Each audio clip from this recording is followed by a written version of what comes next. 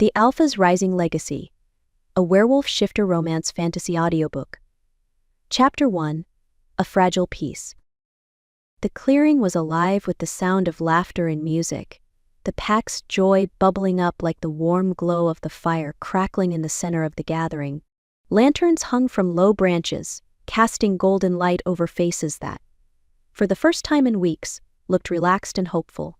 The smell of roasted meat mingled with the crisp night air, the kind of scent that reminded me of home, of safety. I adjusted the edge of my shawl, letting my fingers skim the delicate embroidery, a gift from one of the pack's elders. It had been so long since we'd had a reason to celebrate. For once, the weight that always seemed to press on my chest felt lighter. "Stop fidgeting," Logan said from beside me, his voice low and teasing. His hand brushed mine, his touch grounding as always. "I'm not fidgeting," I countered, even as I glanced down to make sure the shawl wasn't slipping. He chuckled, the sound deep and rich, and I couldn't help the small smile tugging at my lips. Logan had a way of doing that, of pulling me out of my thoughts with just a glance or a word. "You're nervous," he said, his dark eyes scanning the crowd, as if he wasn't calling me out for something so small. "I'm not nervous," I insisted, though the fluttering in my chest said otherwise. "I just want tonight to go well." "For the pack?" "For the pack," Logan repeated, though the way his gaze softened when it landed on me made it clear he wasn't just talking about them. Logan stepped forward, drawing the attention of the pack like a magnet. His presence commanded respect, his broad shoulders and steady gaze a reminder of why he was their alpha. "My alpha." The chatter quieted as he raised a hand, his voice strong but warm as he addressed them. "Tonight, we celebrate not just our survival but our strength. We've faced challenges more than I can count, but we've done it together. And because of that, we stand here tonight, stronger than ever." The pack erupted into cheers, the sound ringing through the trees like music. I watched him, my chest tightening with a mix of pride and something deeper, something warmer. Logan had always been a force to be reckoned with, but seeing him like this, confident, steady, leading with his whole heart, it was impossible not to feel it. He turned back to me, holding out a hand, and for a moment, everything else faded. "And I wouldn't have been able to do it without Luna," he said, his voice softer now, but no less commanding. "She's more than my mate. She's my equal, my partner, and the reason I'm standing here tonight." The pack's cheers grew louder, their energy surging as Logan pulled me forward, his hand warm and firm around mine. I swallowed the lump in my throat, my cheeks flushing under the attention. "Don't make me cry in front of everyone," I muttered under my breath, earning a quiet laugh from him. "You'd still look beautiful," he murmured, his thumb brushing over my knuckles. As the pack continued to celebrate, Logan and I stayed at the heart of it, greeting members and sharing quiet smiles that spoke more than words ever could. For the first time in a long time, it felt like things were falling into place. And yet, a small part of me couldn't shake the unease that lingered at the edges of the night, like a shadow waiting for its chance to pounce. Because in our world, peace was never permanent. The gathering hummed with joy and laughter, but I couldn't help keeping one eye on Owen, who stood at the edge of the clearing, his small hands balled into fists as he stared at the ring of wooden targets set up for the celebration. The firelight played on his curls, catching the hints of gold in his hair, and my heart ached at the fierce determination etched into his little face. "He's got that look again," Logan said beside me, his tone a mix of amusement and wariness. I glanced at him, arching an eyebrow. "The I'm going to do something that makes my mother worry look?" "Exactly," Logan said with a chuckle, his gaze following Owen. "Pretty sure he got that from you." I smacked his arm lightly. "Don't you dare blame me for that. You're the one who taught him how to sneak out of bedtime." Logan's grin was unapologetic, but it softened when he looked at Owen. "Do you think he's ready?" The question hung in the air between us, heavy with unspoken fears. I wanted to say yes, that he was just a boy, and everything would be fine. But Owen wasn't just any boy, and the secret of what he could do was something we hadn't even begun to unravel. A sharp crack split the air, and I whipped my head around just in time to see a flash of blue light burst from Owen's hands, striking one of the targets dead center. The wooden post splintered with a groan, toppling to the ground in a mess of jagged edges. The clearing fell silent. Owen stood frozen, his eyes wide as the last faint tendrils of energy faded from his hands. For a moment no one moved, the weight of what had just happened settling over the gathering like a heavy cloud. And then the whispers started. "Did you see that? What was that power? He's too young for this." I moved instinctively, crossing the clearing in quick strides until I was kneeling in front of Owen. His lower lip trembled as he looked at me, and my heart twisted at the fear in his eyes. "I'm sorry, Mom," he whispered, his voice small. "I didn't mean to, it just happened." I cupped his face, brushing my thumbs gently over his cheeks. "It's okay, sweetheart," I said, keeping my voice steady even though my chest felt tight. "You're okay, you didn't do anything wrong." Logan was beside us in an instant, his presence like a shield. He crouched down, resting a hand on Owen's shoulder. "That was impressive," he said, his tone calm but firm. "You've got a lot of power, kid. We just need to help you learn how to control it." Owen nodded, but his small body trembled under Logan's touch. The murmurs from the pack grew louder and I glanced up to see the elders exchanging uneasy looks. Sophia, ever practical, stepped forward, her sharp gaze landing on Logan. "That wasn't just impressive," she said, her voice low. "That was dangerous." Logan straightened, his jaw tightening.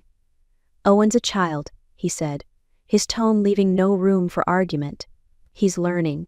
Sophia's lips pressed into a thin line, but she didn't argue. Others, however, weren't so silent. "This isn't normal," one elder muttered. "We've never seen anything like this in someone so young." "It's the prophecy," another whispered, their words sending a chill down my spine. I stood, pulling Owen closer to me. "He's just a boy," I said, my voice firmer than I felt. "Whatever you think you know, he's still just a child."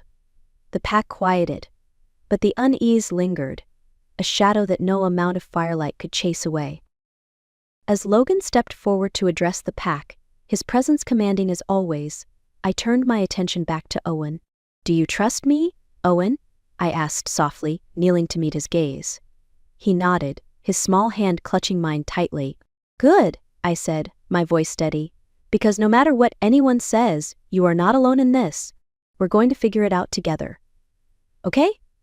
"Okay," he whispered, a flicker of hope lighting his eyes. I stood as Logan finished his speech, his reassuring words soothing the pack but doing little to calm the storm in my chest. This was just the beginning, I knew. And whatever came next, we'd need to be ready. The clearing was still heavy with the aftermath of Owen's unexpected display of power. I could feel the ripple of unease running through the pack, like a tremor beneath the surface. As Luna wrapped a protective arm around Owen, murmuring softly to calm him, I straightened, my senses on high alert. And then I felt it a shift in the air, sharp and cold, like the first sting of frost in autumn. A figure emerged from the tree line, moving with a grace that immediately set my instincts on edge. Clad in dark, flowing robes that seemed to blend into the shadows, the emissary from the Crescent Council carried an aura that demanded attention and obedience. "Logan Reed," the figure said, his voice smooth but carrying an edge that pricked at my nerves. His hood shifted back slightly, revealing sharp features and piercing gray eyes that gleamed like steel in the moonlight. "It seems congratulations are in order for your reinstatement as Alpha and for the exceptional abilities of your young heir." I stepped forward, positioning myself between the emissary and my family. "What brings the Crescent Council to our borders unannounced?" I asked, my voice steady, though the tension in my shoulders betrayed my unease. The emissary's lips curved into a thin smile that didn't reach his eyes. "We come as guardians of balance, Alpha. The display we witnessed tonight is evidence of a growing imbalance, one that demands our attention." I clenched my jaw, fighting the urge to growl. Beside me, Luna rose to her full height, her presence steady and unyielding as she spoke.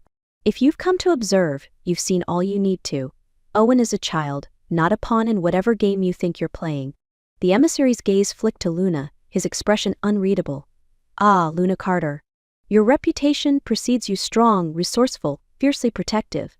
Admirable qualities for a mate and a mother." The subtle dig made my wolf bristle, but Luna didn't flinch. "Flattery won't change the fact that my son's future is none of your concern." The emissary's smile widened, a predatory glint in his eyes. "On the contrary, his future concerns us all. You see, his abilities are not just unique, they are unprecedented. The prophecy tied to him speaks of power unchecked, a force that could shift the delicate equilibrium between our kind and the human world.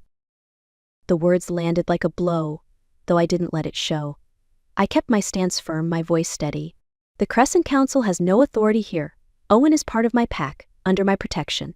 Whatever balance you claim to guard, it's not your place to interfere. The emissary tilted his head, his expression almost pitying. Alpha Reed, the council exists precisely to ensure that such matters do not spiral out of control. Owen must be trained, guided by those who understand the weight of his potential. Left unchecked, his powers could invite disaster not just for your pack, but for all shifters. I felt Luna tense beside me, her hand brushing mine in a silent reassurance. Owen isn't leaving this pack, she said firmly. We'll handle his training, his protection, and anything else he needs. The council's involvement isn't necessary. The emissary's smile disappeared, replaced by a cold, calculating expression. I see. You've made your position clear. But know this, Alpha and Luna, the council will not idly stand by while a threat to our existence grows unchecked. Consider this a courtesy visit. The next time we come, it will not be to ask. The air seemed to grow heavier as his words settled over the clearing, his veiled threat lingering like smoke.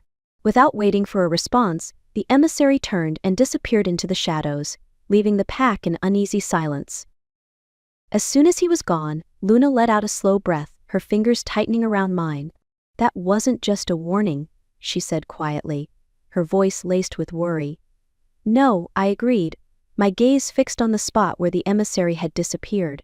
It was a challenge, and deep down I knew the fight for our son's future had only just begun. The clearing was too quiet now, the weight of the emissary's warning sinking into the crowd like a heavy fog.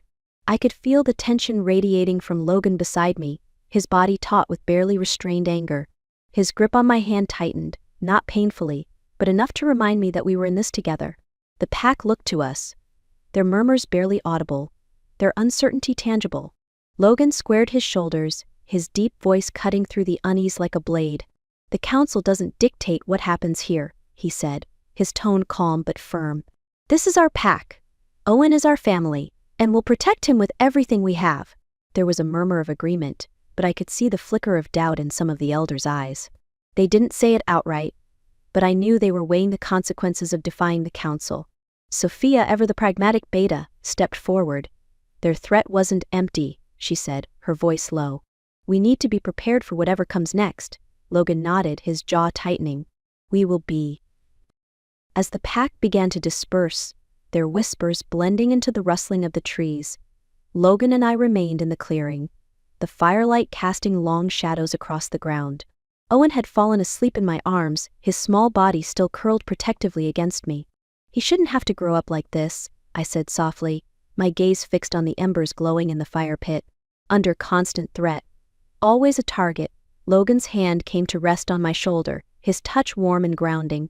I know, he said, his voice quieter now, almost gentle. But we'll make it safe for him. For all of us.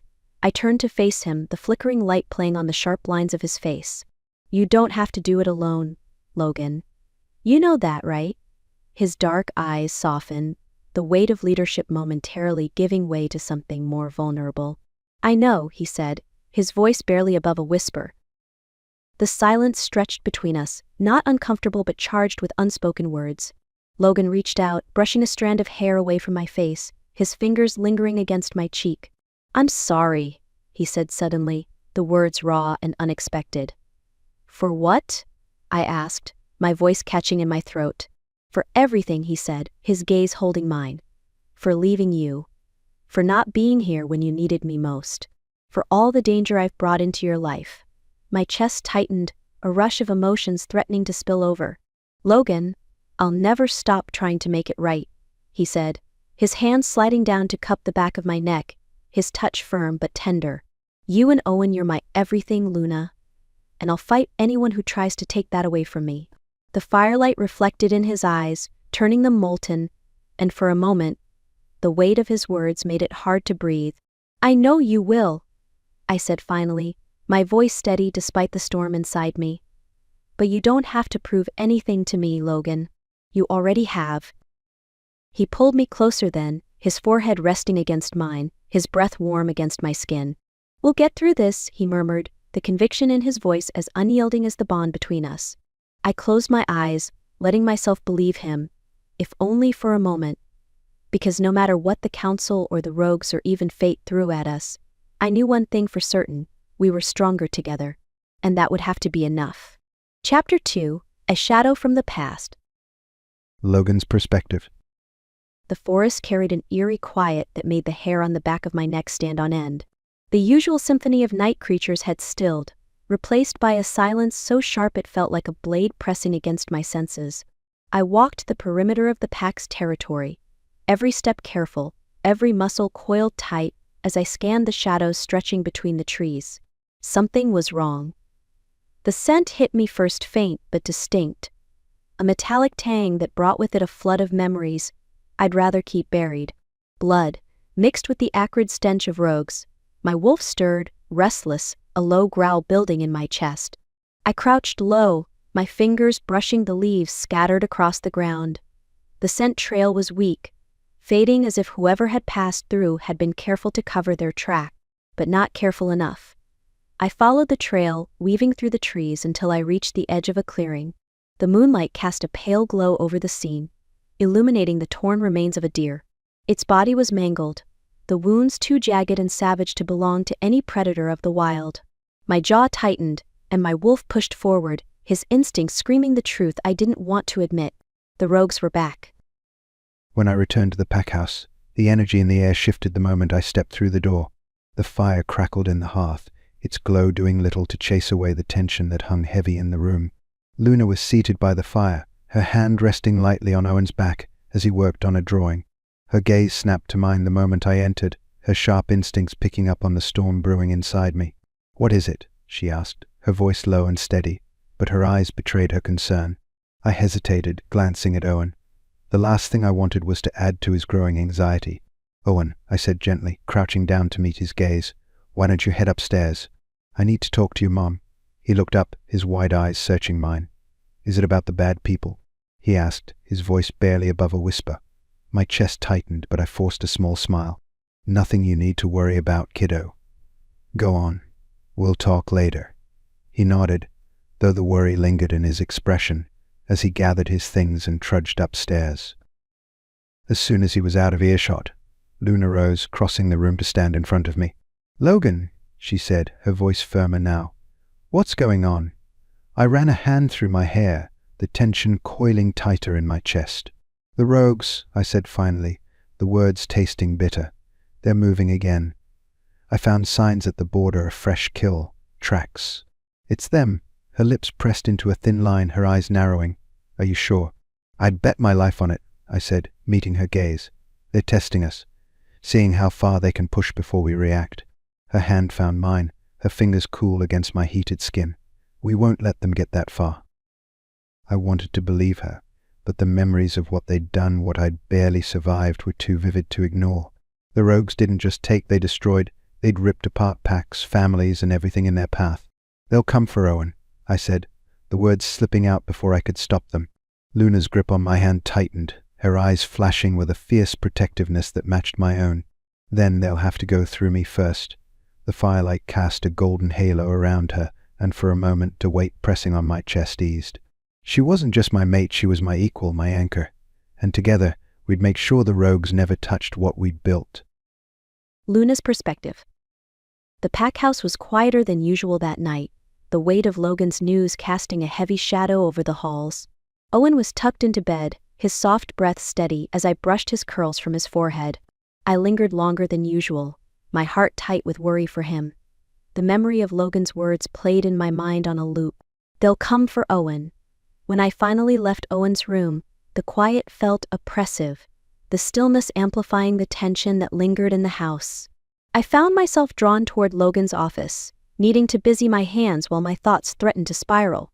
The space smelled like him cedarwood, leather, and something uniquely Logan. The room was neat, as always, with the large oak desk at its center and shelves lined with books, pack records, and maps of our territory. But tonight, a faint disarray caught my eye, a folder left slightly ajar on the desk, papers poking out as though Logan had been interrupted mid-thought. I wasn't one to pry, not usually, but the edge of a letter, handwritten and worn, caught my attention. Something about it felt off. Curiosity won out, and I pulled the letter free, the paper rough and smudged as though it had been handled too many times. The words were scrawled in jagged handwriting, rushed and uneven. Logan perspective. You are a fool to trust them. The council isn't what it seems, and neither is he. Watch your back. They'll use the boy against you the moment they get the chance. If you want to protect your pack, stay quiet. The letter ended abruptly, the final words underlined with such force the paper had torn slightly. I stared at the note, my pulse pounding in my ears. The implications were clear, but they raised more questions than answers. Who was he? And why hadn't Logan told me about this? A flash of anger surged through me, hot and sharp. I knew Logan carried scars from his time in captivity, wounds that weren't just physical. But this was a warning. A threat. And the fact that he kept it from me stung more than I wanted to admit. Logan found me moments later, his presence filling the doorway like a storm cloud. Luna, he said, his voice low but firm. I turned to face him, holding the letter up between us. Care to explain this? His jaw tightened, his gaze flicking to the paper before meeting mine. Where did you find that? On your desk, I said evenly, though my heart was racing. Why didn't you tell me about this? About the council? About whoever this he is? Logan stepped into the room, closing the door behind him, as if to keep the conversation contained. Because it's nothing you need to worry about, he said, his tone clipped. I laughed, the sound sharp with disbelief. You're joking, right? A cryptic warning about our son and a shadowy figure tied to the council. And you don't think I need to know about it? It's complicated, he said, running a hand through his hair. I didn't want to drag you into something I wasn't even sure was real. Real or not, it's affecting all of us, I snapped, my frustration bubbling over. You can't shut me out, Logan, not when it comes to Owen. He sighed, his shoulders sagging slightly as the fight drained out of him. It's not about shutting you out, he said, his voice softer now. It's about protecting you. Protecting both of you. I took a step closer, my anger giving way to something raw and aching. We're stronger together, Logan, you know that. Whatever this is, whoever this is, we face it as a family. No more secrets. He reached for me then, his hands warm and steady on my arms. I'll tell you everything, he promised, his voice low and earnest. But you have to trust me, Luna. Trust that I'll do whatever it takes to keep you and Owen safe. I searched his eyes, the storm in them mirroring my own. And in that moment, I knew he meant every word. Okay, I said finally, my voice barely above a whisper. But I'm holding you to that promise. His lips quirked into the faintest smile, his thumb brushing against my skin. You wouldn't be you if you didn't. The tension lingered, but for now, it was tempered by the weight of his promise. As I slipped the letter back into the folder, a chill ran down my spine. A reminder that the shadows of Logan's past weren't as far behind us as I'd hoped. Whatever was coming, it was closer than ever. Logan's perspective. The pack house buzzed with uneasy energy, the fire in the main hall crackling louder than the voices around it. The elders were gathered, their faces drawn with tension, lines carved deep from decades of decisions that shaped the lives of everyone here. Tonight those lines seemed sharper, etched by the weight of an impossible choice.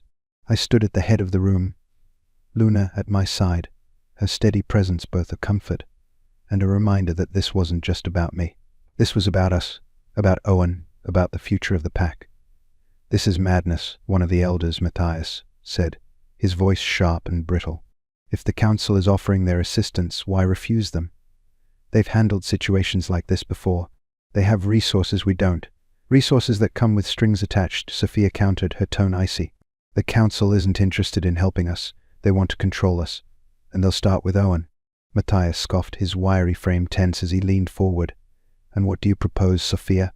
That we go to war with the rogues and the council. We've barely recovered from the last attack. We're outnumbered.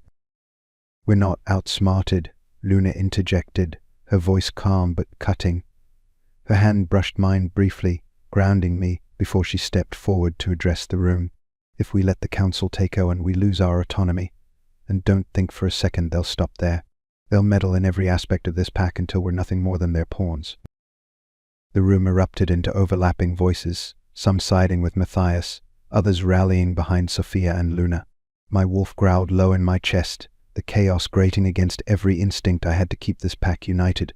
"Enough!" My voice cut through the noise, silencing the room. I felt every pair of eyes on me, the weight of their expectations pressing against my shoulders. This isn't up for debate. We're not aligning with the council, and we're not handing Owen over. He stays here with his family where he belongs, and when the council retaliates, Matthias asked, his voice quieter now but no less pointed. When the rogues push harder. What then, Alpha? I stepped closer to him, my posture steady, my tone firm. Then we fight. Not because we want to, but because we have to. I won't sacrifice our freedom or my son's future to avoid a battle. That's not who we are. The tension in the room didn't dissipate, but it shifted, settling into something more resolute. The elders exchanged glances, their murmurs quieter now, though Matthias still looked unconvinced. As the meeting began to wind down, I felt Luna's hand slip into mine. Her touch was warm, her grip firm, a silent reassurance that we were in this together. But even as the room cleared, the uneasy energy lingered. I could feel it, the weight of unspoken fears, the shadow of doubt that crept along the edges of every decision. Luna's perspective. I caught Logan watching the door long after the elders had left, his jaw tight, his hands clenched at his sides.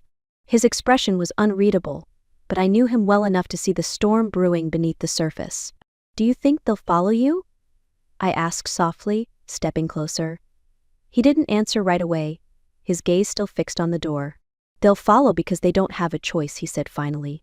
"But that doesn't mean they trust me." "Not completely." I reached for his hand, lacing my fingers through his. "Trust isn't built in a single night, Logan. But they'll see you for the leader you are. They always do." His eyes softened as he looked at me, and for a moment the weight in his gaze lifted. "What would I do without you?" he asked, his voice quieter now, almost teasing. "You'd probably make a mess of things," I said, grinning despite the tension. "But I'd still clean it up." His chuckle was low, a small but welcome sound in the heavy silence. The quiet didn't last long. A faint sound, footsteps, quick and light, caught my attention, and I turned toward the hallway just as Owen appeared, his small frame half hidden behind the corner. His wide eyes darted between us, his expression a mix of curiosity and something else. "Hey, bud," Logan said, his tone softening as he crouched down. "What are you doing up?" "I heard you," Owen said, his voice barely above a whisper. "You were talking about me. About bad people." My heart clenched, and I exchanged a glance with Logan. "We were," I admitted, kneeling beside Logan. "But that doesn't mean you have to worry about it. It's our job to protect you." Owen's gaze dropped to the floor, his small hands twisting together. "I don't want people to get hurt because of me," he said, his voice trembling. "Hey," Logan said, reaching out to gently lift Owen's chin. "None of this is your fault, and no one's going to get hurt. Okay? Not as long as your mom and I are here." Owen nodded, but the weight in his eyes didn't lift, and my chest tightened with the knowledge that he was already carrying more than he should. As we tucked him back into bed, Logan and I exchanged another glance, unspoken but clear. The stakes were higher than ever, and Owen's safety and our family depended on what we did next. Owen's perspective. The walls in the pack house were thinner than everyone thought. Or maybe it was just that I had good ears. Either way, no matter how quietly they talked, I could hear them. The whisper started when I was halfway up the stairs, careful not to let the old wood creak under my feet. I wasn't sneaking. Not really. It wasn't my fault they were saying things they didn't want me to hear. "If the council gets involved, we'll lose our independence," one voice said. It sounded like Elder Matthias, sharp and heavy, like he was always chewing on his words before spitting them out. "And if we don't, the rogues will pick us off one by one," another replied. This one softer, smoother. I pressed my back to the wall, holding my breath, as their voices rose and fell like waves crashing against each other. My mom's voice cut through the noise, calm but firm, the way it always was when people forgot who was really in charge. "This isn't just about the pack," she said. "This is about my son. I won't let anyone make decisions for him." My stomach twisted, and I leaned closer, my fingers curling around the edge of the railing. Someone else, maybe Sophia, spoke next, her tone clipped. "Luna, you can't protect him from everything. He's not a normal kid." "I know that," my mom snapped, her voice sharper than I'd ever heard it. "But he's still my kid. And whatever this prophecy says, he deserves a chance to grow up without being treated like some kind of weapon. I couldn't listen anymore. The knot in my chest had grown too tight, and the words swirled in my head like a storm. Not a normal kid. A weapon. The words hit harder because I knew they were true. I wasn't normal. I wasn't like the other kids in the pack who could sift into wolves or run faster than deer. My powers were different, wild and unpredictable. Dangerous. I turned and hurried up the stairs, my feet moving faster than my thoughts. By the time I reached my room, I felt like I couldn't breathe. I shut the door behind me, leaning against it as I stared at the little bed in the corner, the books scattered on the desk, the drawings taped to the walls. It looked like a normal kid's room, but I wasn't normal. My hands shook as I pulled a crumpled piece of paper from my pocket, unfolding it slowly. It was a sketch I'd made a few days ago, a wolf with glowing eyes standing in the middle of a storm. I didn't know why I'd drawn it, it had just come to me, like everything else did, in flashes I couldn't explain. I stared at the drawing, my heart pounding. The wolf looked strong, powerful, like it could take on anything, but it didn't look happy. A knock at the door made me jump, and I shoved the paper into my desk drawer just as my mom's voice came from the other side. "Owen, can I come in?" I hesitated, swallowing the lump in my throat. "Yeah." The door opened slowly and she stepped inside, her gaze softening when she saw me. "Hey," she said, sitting down on the edge of my bed. "You okay?" I shrugged, keeping my eyes on the floor. I heard them talking. "About me," she sighed, and I felt the bed shift as she leaned forward. "Owen, I know I'm not normal," I blurted out before she could say anything else. "And I know people are scared of me. I don't want to hurt anyone." Her hand was warm when it cupped my cheek, tilting my face up so I had to meet her eyes. "You're not going to hurt anyone," she said firmly. "You're learning and that's okay. Everyone's scared of what they don't understand. But you're not dangerous, Owen. You're incredible." I wanted to believe her. I really did. But the words from downstairs still echoed in my head, louder than her reassurances. "Can I stay up here tonight?" I asked quietly. She hesitated, then nodded, brushing a kiss against my forehead. "Of course, sweetheart. But we're talking more about this tomorrow, okay?" "Okay," I murmured, watching as she stood and walked to the door. She paused, looking back at me with a small smile. "I love you, Owen. Don't forget that." "I love you too," I said automatically, but the words felt heavy, like they were sinking under the weight of everything I couldn't say. When she closed the door, the silence felt bigger than the room. I pulled the sketch out of the drawer and stared at it again, the stormy wolf staring back at me. Maybe they were right. Chapter 3. The Artifact's Call. Luna's Perspective. The air in the pack house was thick with tension, the kind that seeped into every corner and clung to your skin like mist. The elders gathered in the meeting room, their faces set with a mix of unease and expectation. Logan stood at the head of the table, his posture commanding but his eyes shadowed with the weight of the conversation ahead. I sat beside him, our shoulders brushing. The small contact grounded me, a reminder that we faced this together, no matter how impossible it felt. Sophia was the first to break the silence, her sharp gaze flicking between Logan and me. "You've read the prophecy, haven't you?" she asked, her tone low but carrying the gravity of her words. "We've read what we could find," Logan replied, his voice steady, "but it's vague riddles and fragments. Nothing that tells us what we're actually dealing with." Sophia nodded, her lips pressed into a thin line. "That's because the full text was never kept here. The artifact tied to the prophecy was hidden long before most of us were born." "Hidden where?" I asked, leaning forward. Sophia hesitated, her gaze locking with mine. "Deep in the Shadowwood. Beneath the old ruins." The room went quiet, the name Shadowwood carrying an unspoken weight. It wasn't just a place, it was a warning. Stories of those who ventured too far into its depths rarely ended well. "That's ancient pack land," one elder murmured, his voice tinged with fear. "It's been off limits for generations." "For good reason," Sophia said sharply. "The artifact was hidden there to protect it and us. Its power is unstable, dangerous even for those meant to wield it." Her eyes shifted to me, and I felt the unspoken implications settle heavily in my chest. Logan straightened, his jaw tight. "If it's so dangerous, why tie it to Owen? Why make him part of this?" "The prophecy wasn't a choice," Sophia said, her tone softening slightly. "It's a warning. Owen's abilities, they're connected to whatever that artifact holds. If the rogues get their hands on it, or him, it could tip the balance for all shifters, not just this pack. I felt a chill run through me, the weight of her words sinking in.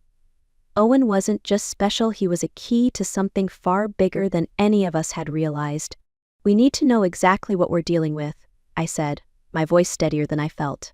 If the artifact is that important, we can't afford to be in the dark about it. Sophia nodded, reaching into the leather-bound journal she always carried. She flipped through the pages until she found a rough drawing of a stone object etched with strange symbols, glowing faintly.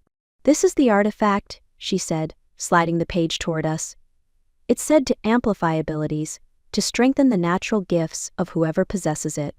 But there's a cost. The stronger the power, the more unstable the artifact becomes. Logan's hand brushed mine under the table, a small gesture, but it spoke volumes. We were both thinking the same thing. If Owen's abilities were already unpredictable, what would happen if this artifact amplified them? "What's our next move?" Logan asked, his voice calm but carrying the weight of an alpha's command. "We need to locate the ruins," Sophia said. "But we can't go in unprepared. The Shadowwood is dangerous enough without adding the rogues to the mix. And they're already moving," I said, glancing at Logan. "They wouldn't be attacking us unless they knew we were close to something they want." Logan nodded, his expression hardening. "Then we'll find it first, whatever it takes." The meeting ended with a plan, but as the elders began to leave, Sophia lingered, her gaze fixed on me. "Luna," she said softly, her voice low enough that only I could hear. "You're strong, but this will test you. It'll test all of us." "I know," I said, meeting her eyes. "But I won't let anyone counsel, rogues, or prophecy tear my family apart." She studied me for a moment, then nodded, a small flicker of respect in her expression. "Good, because Owen's going to need you more than ever." Later that night, as Logan and I stood on the porch, overlooking the darkened woods, the weight of everything settled over us. "You okay?" he asked, his voice breaking the silence. Not even a little, I admitted, leaning into him. His arm came around me, holding me close. "We'll figure it out," he said, his voice steady. "We always do." I wanted to believe him, but as I looked out at the woods, the shadows seemed to stretch longer than ever, whispering of secrets we weren't ready to face. And somewhere in the darkness, I knew the artifact was waiting. Owen's perspective. The dream started like they always did, foggy, half-formed shapes floating in a world that didn't make sense. But then the shape sharpened, snapping into focus. I was in a clearing surrounded by ancient trees, their gnarled branches reaching toward a blood-red moon. At the center of the clearing was something glowing faintly, like it was alive, a stone tablet, jagged and rough, etched with symbols I couldn't read but somehow understood. The closer I got, the louder the hum in my ears grew, like the sound was coming from the tablet itself. It wasn't just noise. It was a pull, a voice whispering my name, calling me closer. I reached out, my fingers trembling as they brushed the stone. And then everything exploded. I woke up with a gasp, my heart pounding like it was trying to break free from my chest. My room was dark, but the dream clung to me like a second skin, vivid and unshakable. The tablet. The symbols. The pull. I could still feel it like a thread tugging at my chest, leading me somewhere I couldn't see. I threw off the covers and stumbled to my desk, grabbing a pencil and the first piece of paper I could find. My hands shook as I started sketching, the shapes pouring out of me like they were burnt into my brain. By the time I finished, my palms were sweaty and my breath came in sharp bursts. The drawing looked almost exactly like what I'd seen, a rough, glowing tablet covered in jagged symbols. I stared at it, a knot forming in my stomach. I didn't know what it meant, but I knew it wasn't good. A soft knock at my door made me jump, and I quickly shoved the drawing under a stack of books. "Yeah." My mom's voice came through the door, quiet but steady. "Owen, can I come in?" I hesitated, my pulse still racing, before I mumbled, "Yeah." She stepped inside, her eyes immediately finding me huddled at my desk. Her gaze softened. But there was something else there, too worry, like she already knew something was wrong. "Nightmare?" she asked, sitting on the edge of my bed. I shrugged, keeping my eyes on the desk. "I don't know." It felt real, though. Like, more than a dream. Her expression didn't change, but I saw the flicker of recognition in her eyes. "Do you want to talk about it?" she asked gently. I hesitated, the words caught in my throat. I didn't want to tell her, didn't want to make it real. But I also didn't want to carry it alone. There was this tablet, I said finally.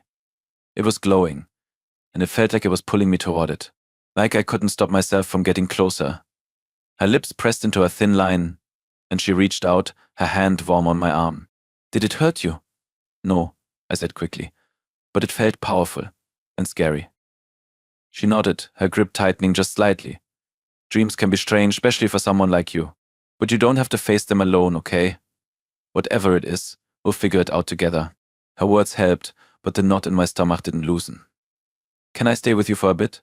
I asked quietly, the vulnerability slipping out before I could stop it. Her smile was small but real, and she pulled me into a hug. Of course, sweetheart. As she held me, I thought about the tablet, the symbols, and the pull that still felt too real. Somehow, I knew this wasn't the last time I'd see it. Logan's perspective. The first rays of dawn slipped through the trees, casting long shadows over the forest floor. The cool morning air was still, the kind of silence that wasn't peaceful but waiting charged. My wolf stirred uneasily, a low growl humming at the edges of my thoughts as I led the search party deeper into the woods. Sophia walked beside me, her sharp eyes scanning the terrain with the practiced ease of a beta who'd seen more than her share of battles. Behind us, a small group of pack warriors fanned out, their footsteps muffled by the damp earth. "We're close," Sophia said quietly, her voice barely more than a whisper. She crouched near a tree, pointing at a broken branch hanging low, its jagged edge slick with fresh sap. "They passed through here not long ago." I nodded, my hand tightening on the hilt of the knife at my side. "Stay sharp. If they're here, they're watching us." We moved in a loose formation, the group silent except for the occasional rustle of leaves or snap of a twig. The forest felt wrong, too quiet, too heavy.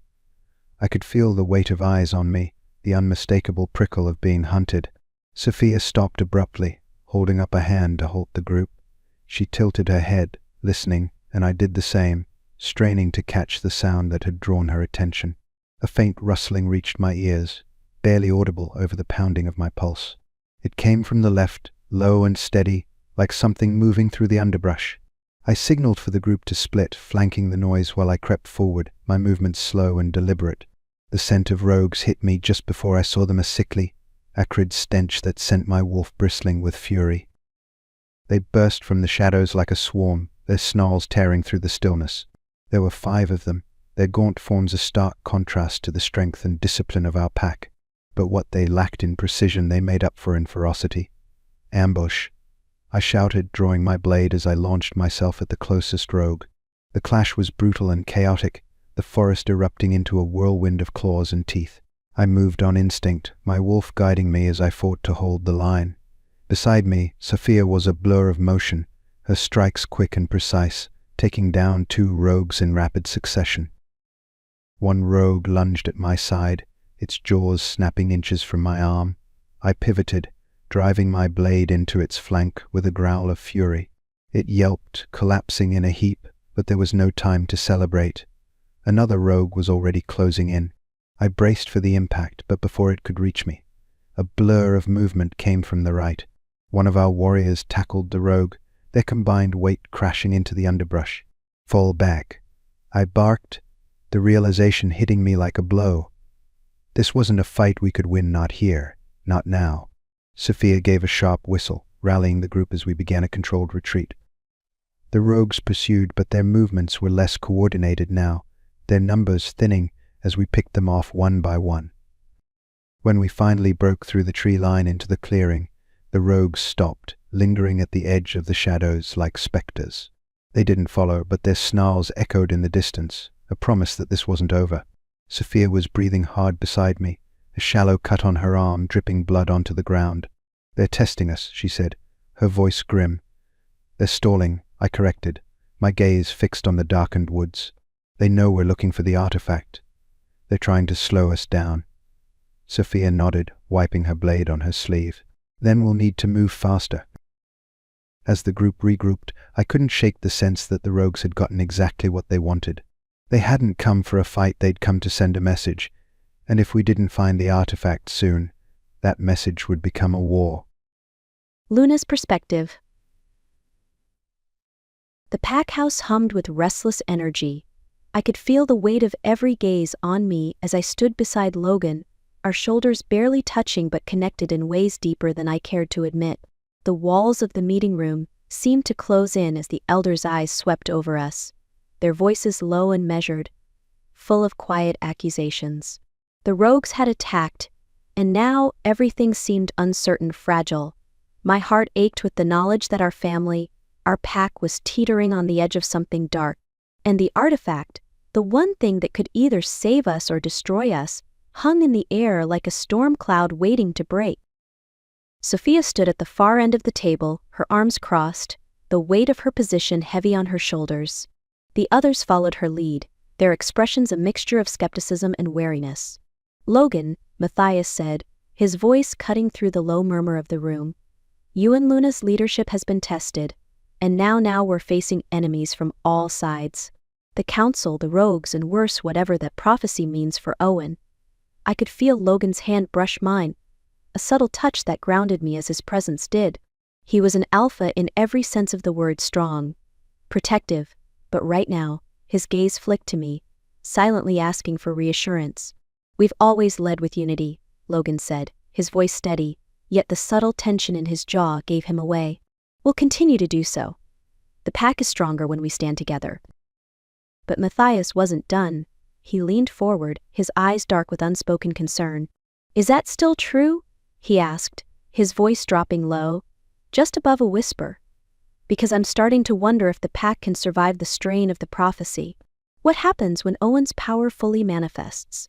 What happens if the artifact draws him, and the pack into something we can't control?" The silence that followed was thick, like a weighted blanket pressing down on us. It wasn't just Matthias. The others were thinking it too. The doubt was alive in the room, palpable. "We won't let that happen," I said, my voice sharp, cutting through the tension. I turned to Logan, my hand gripping his tightly. "I won't let anything harm Owen. He's our future." Logan's fingers tightened around mine, the strength of his touch a silent promise. "We protect him, and we protect the pack. That's our first priority." "Is that so?" Another elder, Darius, spoke up, his tone laced with distrust. "You say that now, but we've seen what's happening. The rogues are closing in, and the council's offer is just a way to manipulate us. The prophecy itself, it's a ticking time bomb." I could feel the weight of their gaze on me, each word dripping with doubt, their suspicions thickening the air around us. The cold breath of fear crept through the cracks, the quiet understanding that our world was changing, shifting in ways none of us could control. The uncertainty in the room was unbearable, and my pulse quickened as I glanced between Logan and the elders. They were questioning us now, not just our leadership but the very foundation of everything we had fought to build. Logan's jaw clenched, the raw frustration clear in his expression. I wanted to reach out to smooth things over, but I knew this had to come from him. He had to be the one to reassure them. "I know this is difficult," Logan began again, his voice lower now, tinged with quiet authority. "But I swear to you all, if you doubt my ability to protect this pack, then you'll have to doubt me. But I won't stand here and let fear guide our decisions. We stand together, or we fall apart. And I won't let us fall." There was a moment of silence before Darius spoke again, his voice sharp. "We're already falling apart. Your decisions have put us all at risk, and if we're not careful, that risk will destroy us. All of us. The pack is divided, Logan." The words hit harder than any blow could, the impact sinking deep into my chest. I looked at the faces around the room, some resolute, others fearful, and a few downright distrustful. "Then we fix it," Logan said, his gaze locking with mine. "We fix it together." But I could see the cracks forming, the subtle fissures that couldn't be ignored. The pack wasn't just divided by outside threats anymore. The tension was coming from within, and I wasn't sure how much longer we could hold it together. As the meeting finally ended, the voices of dissent still rang in my ears. We were not united, not fully. Later, as Logan and I walked through the halls of the pack house, the weight of the conversation still heavy between us, I couldn't shake the feeling that things were shifting in ways we couldn't control. He reached for my hand, his fingers warm against mine as we moved through the darkened halls. "We'll get through this," he said, his voice low but steady. "We always do. I wanted to believe him. I did. But the shadows of doubt were creeping in, and no matter how tightly we clung to each other, I wasn't sure they could be chased away so easily. Chapter 4. Luna's Perspective. The pack house hummed with restless energy. I could feel the weight of every gaze on me as I stood beside Logan, our shoulders barely touching but connected in ways deeper than I cared to admit. The walls of the meeting room seemed to close in as the elders' eyes swept over us, their voices low and measured, full of quiet accusations. The rogues had attacked, and now, everything seemed uncertain, fragile. My heart ached with the knowledge that our family, our pack, was teetering on the edge of something dark, and the artifact, the one thing that could either save us or destroy us, hung in the air like a storm cloud waiting to break. Sophia stood at the far end of the table, her arms crossed, the weight of her position heavy on her shoulders. The others followed her lead, their expressions a mixture of skepticism and wariness. "Logan," Matthias said, his voice cutting through the low murmur of the room, "you and Luna's leadership has been tested, and now we're facing enemies from all sides. The Council, the rogues, and worse, whatever that prophecy means for Owen." I could feel Logan's hand brush mine, a subtle touch that grounded me as his presence did. He was an alpha in every sense of the word, strong, protective, but right now, his gaze flicked to me, silently asking for reassurance. "We've always led with unity," Logan said, his voice steady, yet the subtle tension in his jaw gave him away. "We'll continue to do so. The pack is stronger when we stand together." But Matthias wasn't done. He leaned forward, his eyes dark with unspoken concern. "Is that still true?" he asked, his voice dropping low, just above a whisper, "because I'm starting to wonder if the pack can survive the strain of the prophecy. What happens when Owen's power fully manifests? What happens if the artifact draws him and the pack into something we can't control?" The silence that followed was thick, like a weighted blanket pressing down on us. It wasn't just Matthias. The others were thinking it too. The doubt was alive in the room, palpable. "We won't let that happen," I said, my voice sharp, cutting through the tension. I turned to Logan, my hand gripping his tightly. "I won't let anything harm Owen. He's our future." Logan's fingers tightened around mine, the strength of his touch a silent promise. "We protect him, and we protect the pack. That's our first priority." "Is that so?" Another elder, Darius, spoke up, his tone laced with distrust. "You say that now, but we've seen what's happening. The rogues are closing in, and the Council's offer is just a way to manipulate us. The prophecy itself, it's a ticking time bomb." I could feel the weight of their gaze on me, each word dripping with doubt, their suspicions thickening the air around us. The cold breath of fear crept through the cracks, the quiet understanding that our world was changing, shifting in ways none of us could control. The uncertainty in the room was unbearable, and my pulse quickened as I glanced between Logan and the elders. They were questioning us now, not just our leadership, but the very foundation of everything we had fought to build. Logan's jaw clenched, the raw frustration clear in his expression. I wanted to reach out to smooth things over, but I knew this had to come from him. He had to be the one to reassure them. "I know this is difficult," Logan began again, his voice lower now, tinged with quiet authority. "But I swear to you all, if you doubt my ability to protect this pack, then you'll have to doubt me. But I won't stand here and let fear guide our decisions. We stand together, or we fall apart, and I won't let us fall." There was a moment of silence before Darius spoke again, his voice sharp. "We're already falling apart. Your decisions have put us all at risk, and if we're not careful, that risk will destroy us. All of us. The pack is divided, Logan." The words hit harder than any blow could, the impact sinking deep into my chest. I looked at the faces around the room, some resolute, others fearful, and a few downright distrustful. "Then we fix it," Logan said, his gaze locking with mine. "We fix it together." But I could see the cracks forming, the subtle fissures that couldn't be ignored. The pack wasn't just divided by outside threats anymore. The tension was coming from within, and I wasn't sure how much longer we could hold it together. As the meeting finally ended, the voices of dissent still rang in my ears. We were not united, not fully. Later, as Logan and I walked through the halls of the pack house, the weight of the conversation still heavy between us. I couldn't shake the feeling that things were shifting in ways we couldn't control. He reached for my hand, his fingers warm against mine as we moved through the darkened halls. "We'll get through this," he said, his voice low but steady. "We always do." I wanted to believe him. I did. But the shadows of doubt were creeping in, and no matter how tightly we clung to each other, I wasn't sure they could be chased away so easily. The night had grown heavy with silence, and as the moonlight poured in through the window, it seemed to stretch across the room, casting long shadows on the walls. Logan sat at the edge of the bed, his back straight, his posture rigid, almost like he was waiting for something. I had asked him to talk, and now it seemed like he was trying to avoid it. But I couldn't let him, not this time. I stood in the doorway, my arms crossed over my chest, watching him closely. He hadn't turned around yet, but I could see the tension in his shoulders, the way his fists were clenched at his sides. "Logan," I said softly, my voice steady, but my heart raced in my chest. "I need to know what happened. I can't keep pretending like I don't see the weight you're carrying." He took a slow breath, his head dropping for a moment before he turned to face me. The vulnerability in his eyes hit me like a punch to the gut. "You wouldn't understand," he murmured, his voice hoarse. "Try me?" I replied, my words more forceful than I intended, but I had to know. There were too many unanswered questions between us, too many pieces of the puzzle that were still missing. Logan stood, slowly crossing the room until he was standing right in front of me.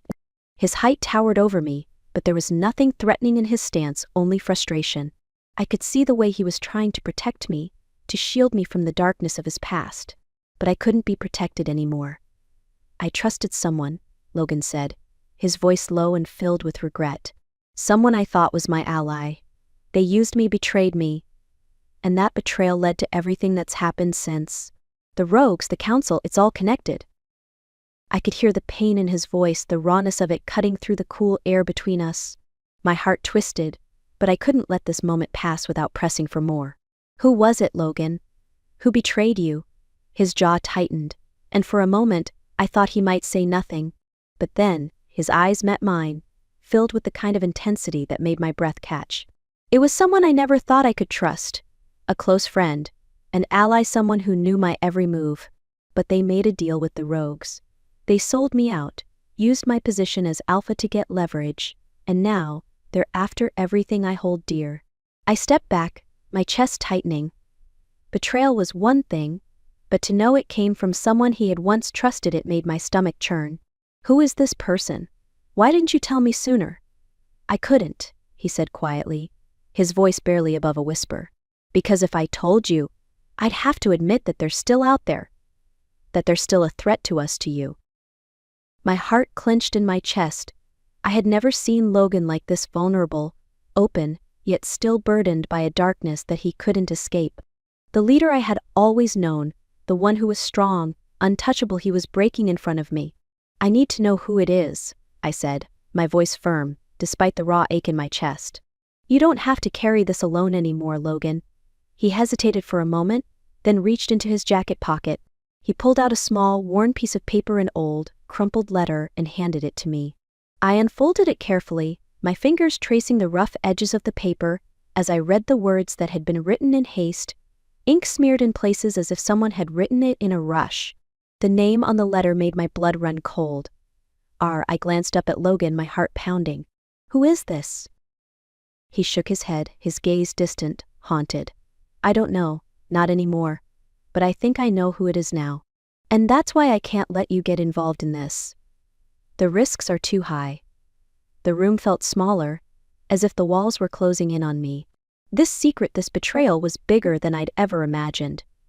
And the more Logan spoke, the more I understood just how deep the web of lies ran. The rogues weren't just a threat to the pack. They were connected to something much more dangerous, and so was Logan's past. I took a step closer to him, reaching out and cupping his face gently in my hands. "Logan," I whispered, my heart aching for him, for everything he had suffered in silence. "We'll face this together. Whatever this is, you don't have to carry it alone anymore." For a moment, it was just us, the weight of everything between us settling in the air, unspoken but understood. And then Logan's hand came up, his fingers brushing the back of mine, his touch warm and comforting. "I don't want to drag you into this," he murmured, his voice strained. "But I need you.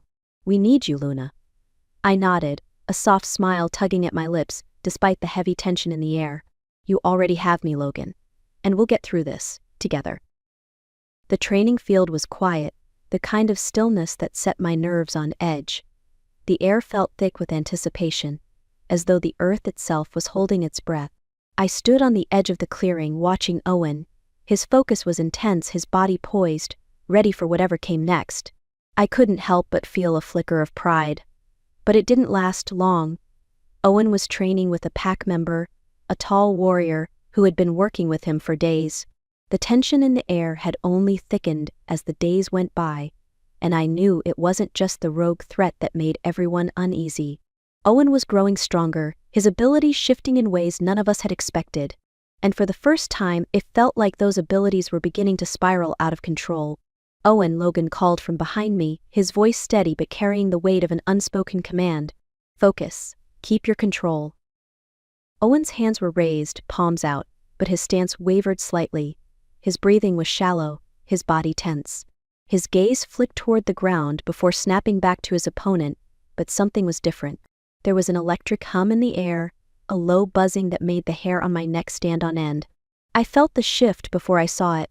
Owen's hands began to glow faintly, and I saw his opponent stiffen, stepping back just as Owen's focus sharpened. The energy around him crackled with power, and before anyone could react, a burst of light erupted from his hands. The blast was small, but it hit the pack member square in the chest, sending him tumbling backward with a cry of surprise. He landed hard, his breath knocked from his body, and I rushed forward, my heart in my throat. "Owen!" I shouted, but there was no answer. His eyes were wide, his body trembling with the aftermath of the surge. "Mom," he whispered, his voice cracking as his gaze met mine. "I didn't mean to. It happened again." I knelt beside him, taking his trembling hands in mine, my heart breaking at the look of sheer confusion in his eyes. The power had only flared out of him in a moment of instinct, but it had been enough. Too much. The pack member was already pushing himself up, dusting himself off, but the damage had been done. Logan arrived next to me, crouching down beside Owen. His strong hands rested on Owen's shoulders, grounding him. "Hey, look at me," Logan said, his voice soft yet commanding, the way only he could make it sound. "You're okay. We're all okay." But I could see the worry in his eyes. I could feel the storm of uncertainty brewing between us. "Owen, you're okay," I repeated, my voice shaking despite my best effort to stay calm. "We'll figure this out." But in the back of my mind, a fear gnawed at me. What if Owen couldn't control it? What if we couldn't stop it from hurting someone else? I took a breath, steadying myself, and helped Owen to his feet. Logan kept his hand on his shoulder, offering quiet reassurance, but I could see the question in Logan's eyes. The same one I'd been asking myself all day. Is this too much? The pack member who had been hit stood, brushing himself off, his expression a mix of surprise and concern. He seemed unharmed, but the unease in the air was thick. "He didn't mean it," he said, his voice low, as though trying to convince himself as much as anyone else. But that was a lot of power. Logan's gaze was sharp, protective. "We'll handle it," he said, his tone firm, but I could see the same worry in his eyes that had been building in mine. "This isn't just about us anymore. It's about Owen. And it's time we face the reality of what he's becoming." I nodded, my heart in my throat. Owen's abilities weren't just growing, they were surging, uncontrollable, and I was beginning to understand that the training we had been giving him was no longer enough. "Mom," Owen said, his voice small as he looked at me. "What do I do now?" I squeezed his hand, trying to keep the fear out of my voice. "We'll figure it out," I said again, but this time it didn't feel like reassurance. It felt like a promise I wasn't sure I could keep. Logan and I exchanged a look, the weight of the situation pressing down on us both. We had been walking a fine line between strength and danger, but now, with Owen's power spiraling, it felt like that line had broken completely. "We need to talk," Logan murmured, pulling me aside. He was still close to Owen, but his gaze never strayed from me. "We need to find a solution now." I nodded, my thoughts racing. The council's plan for Owen was becoming more and more inevitable, but I couldn't shake the nagging feeling that they weren't just trying to protect him. They were trying to control him, control the artifact he was connected to. "We can't let them take him," I said quietly, my voice shaking with a mix of anger and fear. "We won't," Logan replied, his voice low but resolute. "But we need to make a plan. And fast." I turned back to Owen, who was sitting on the edge of the training field, his hands pressed against his temples, as though trying to block out the overwhelming power that was building inside of him. I couldn't help but feel the heavy weight of our responsibilities. We had always known the danger was coming, but now, it felt too close. Logan's hand found mine, his grip strong and steady, grounding me in the storm of emotions swirling inside of me. "We're in this together," he said, his words not just a promise but a lifeline. And I wanted to believe him, but the world felt heavier now. The storm was no longer on the horizon. It was here. The air felt heavy as I stood with Logan, the crackle of tension thick between us. We had just witnessed Owen's powers spiral out of control, and now, as the day dragged on, I couldn't shake the feeling that everything was moving faster than we could keep up. The weight of our responsibilities, the looming threat of the rogues, and the increasing pressure from the council, it was all pressing in on me. I turned to Logan, finding him still standing a few paces away, his jaw clenched, eyes narrowed. It was clear that the pieces were finally starting to fall into place, but the realization was darkening his mood even more than usual. "They want him," Logan muttered, his voice low and strained. "They want him, Luna, and it's not for his protection. It's for control."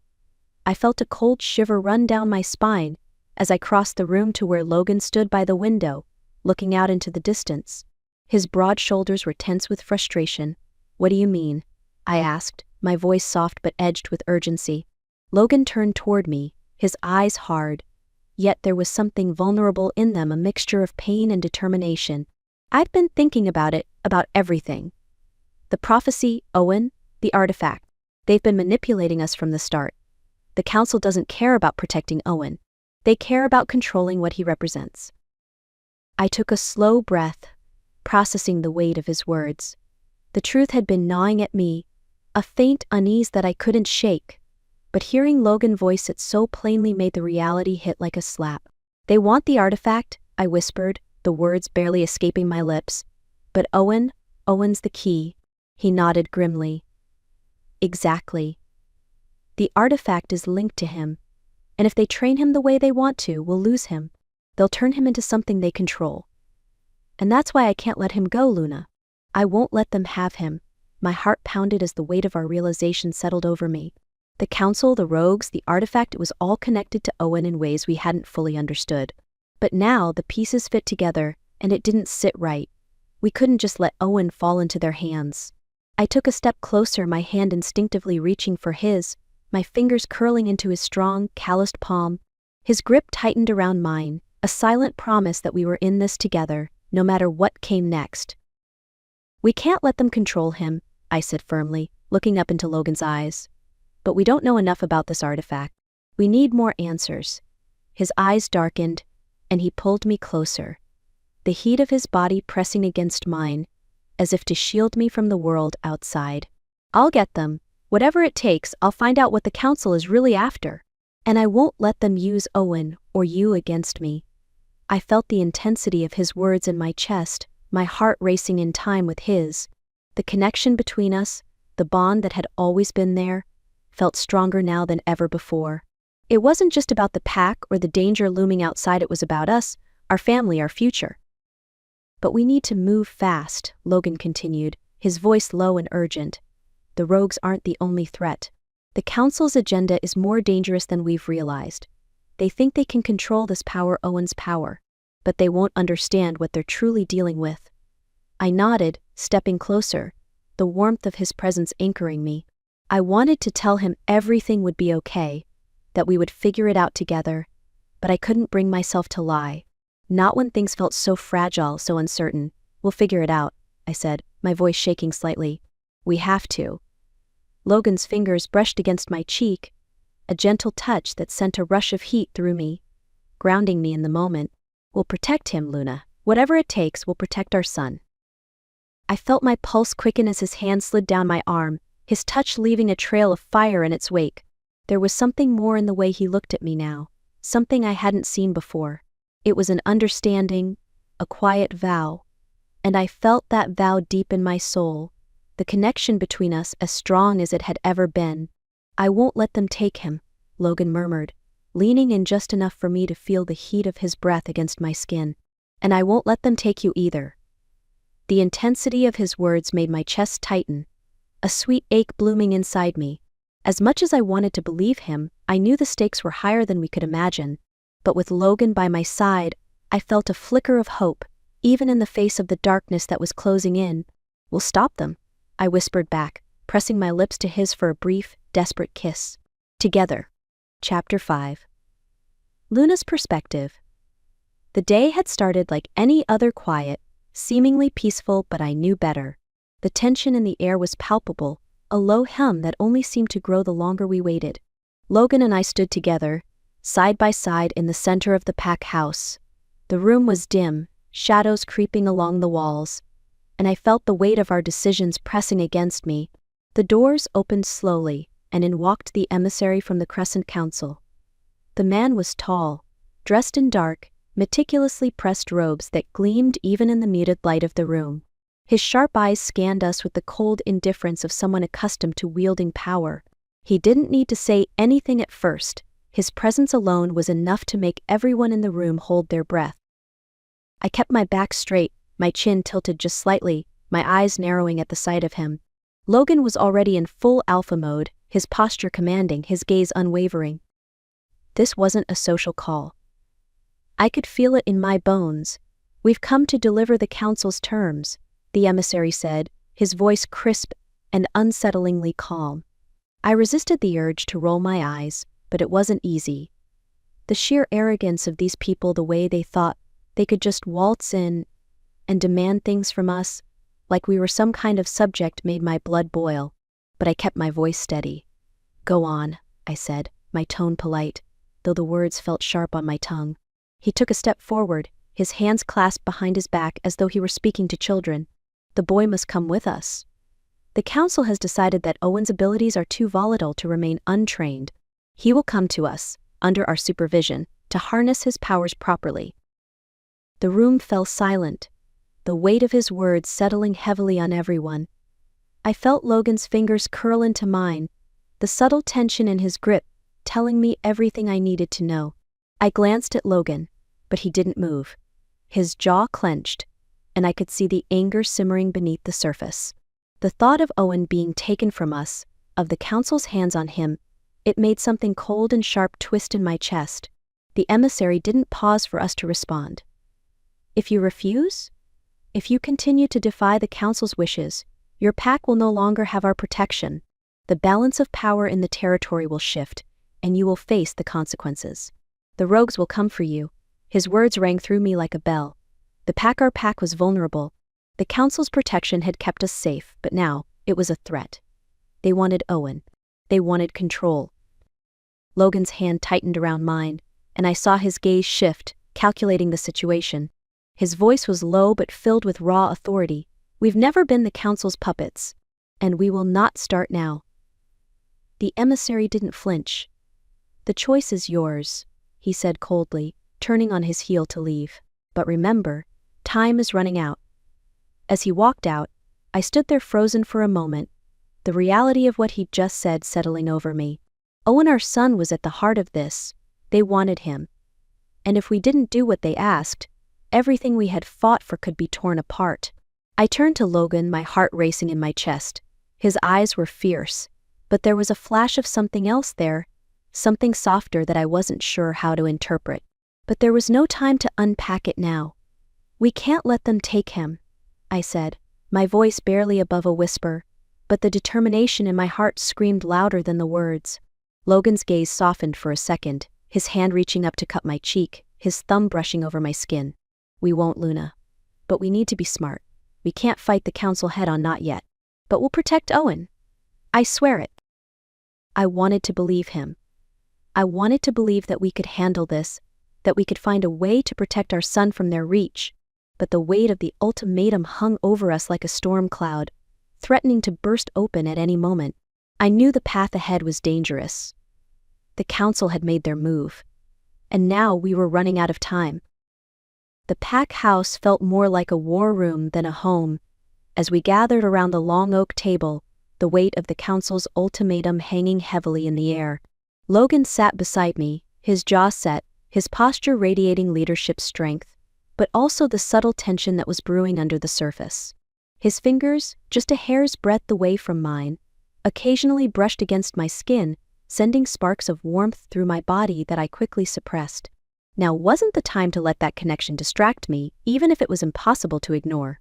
I stood at the front of the room, facing the pack, my heart hammering in my chest.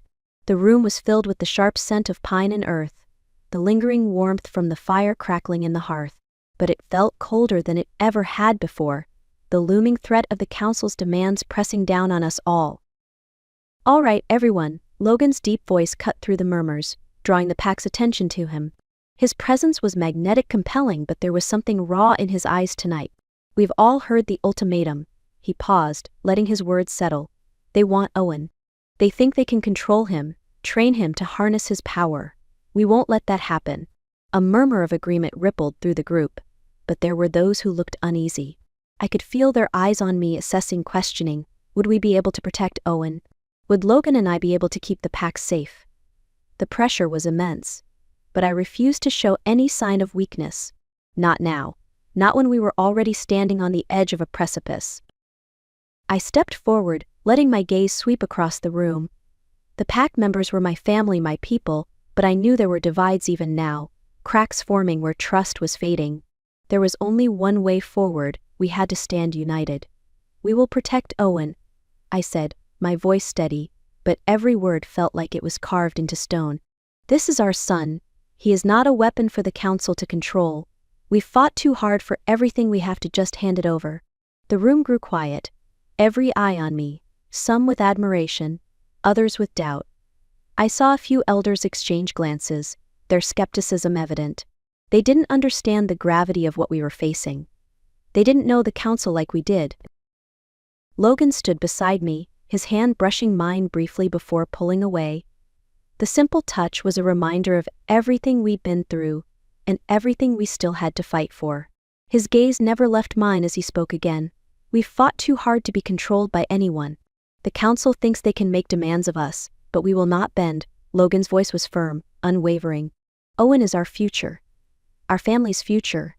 I could feel the shift in the room, the stirring of resolve, the quiet agreement. But it wasn't enough. We needed more than just words. We needed unity, and we needed to act fast before the council, or the rogues could make their next move. A low growl sounded from the back of the room, cutting through the silence. I turned toward the source, a sharp spike of tension rising in my chest. One of the pack members, a young wolf named Mason, stood, his arms crossed. He looked uneasy. "You're asking us to turn our backs on the council?"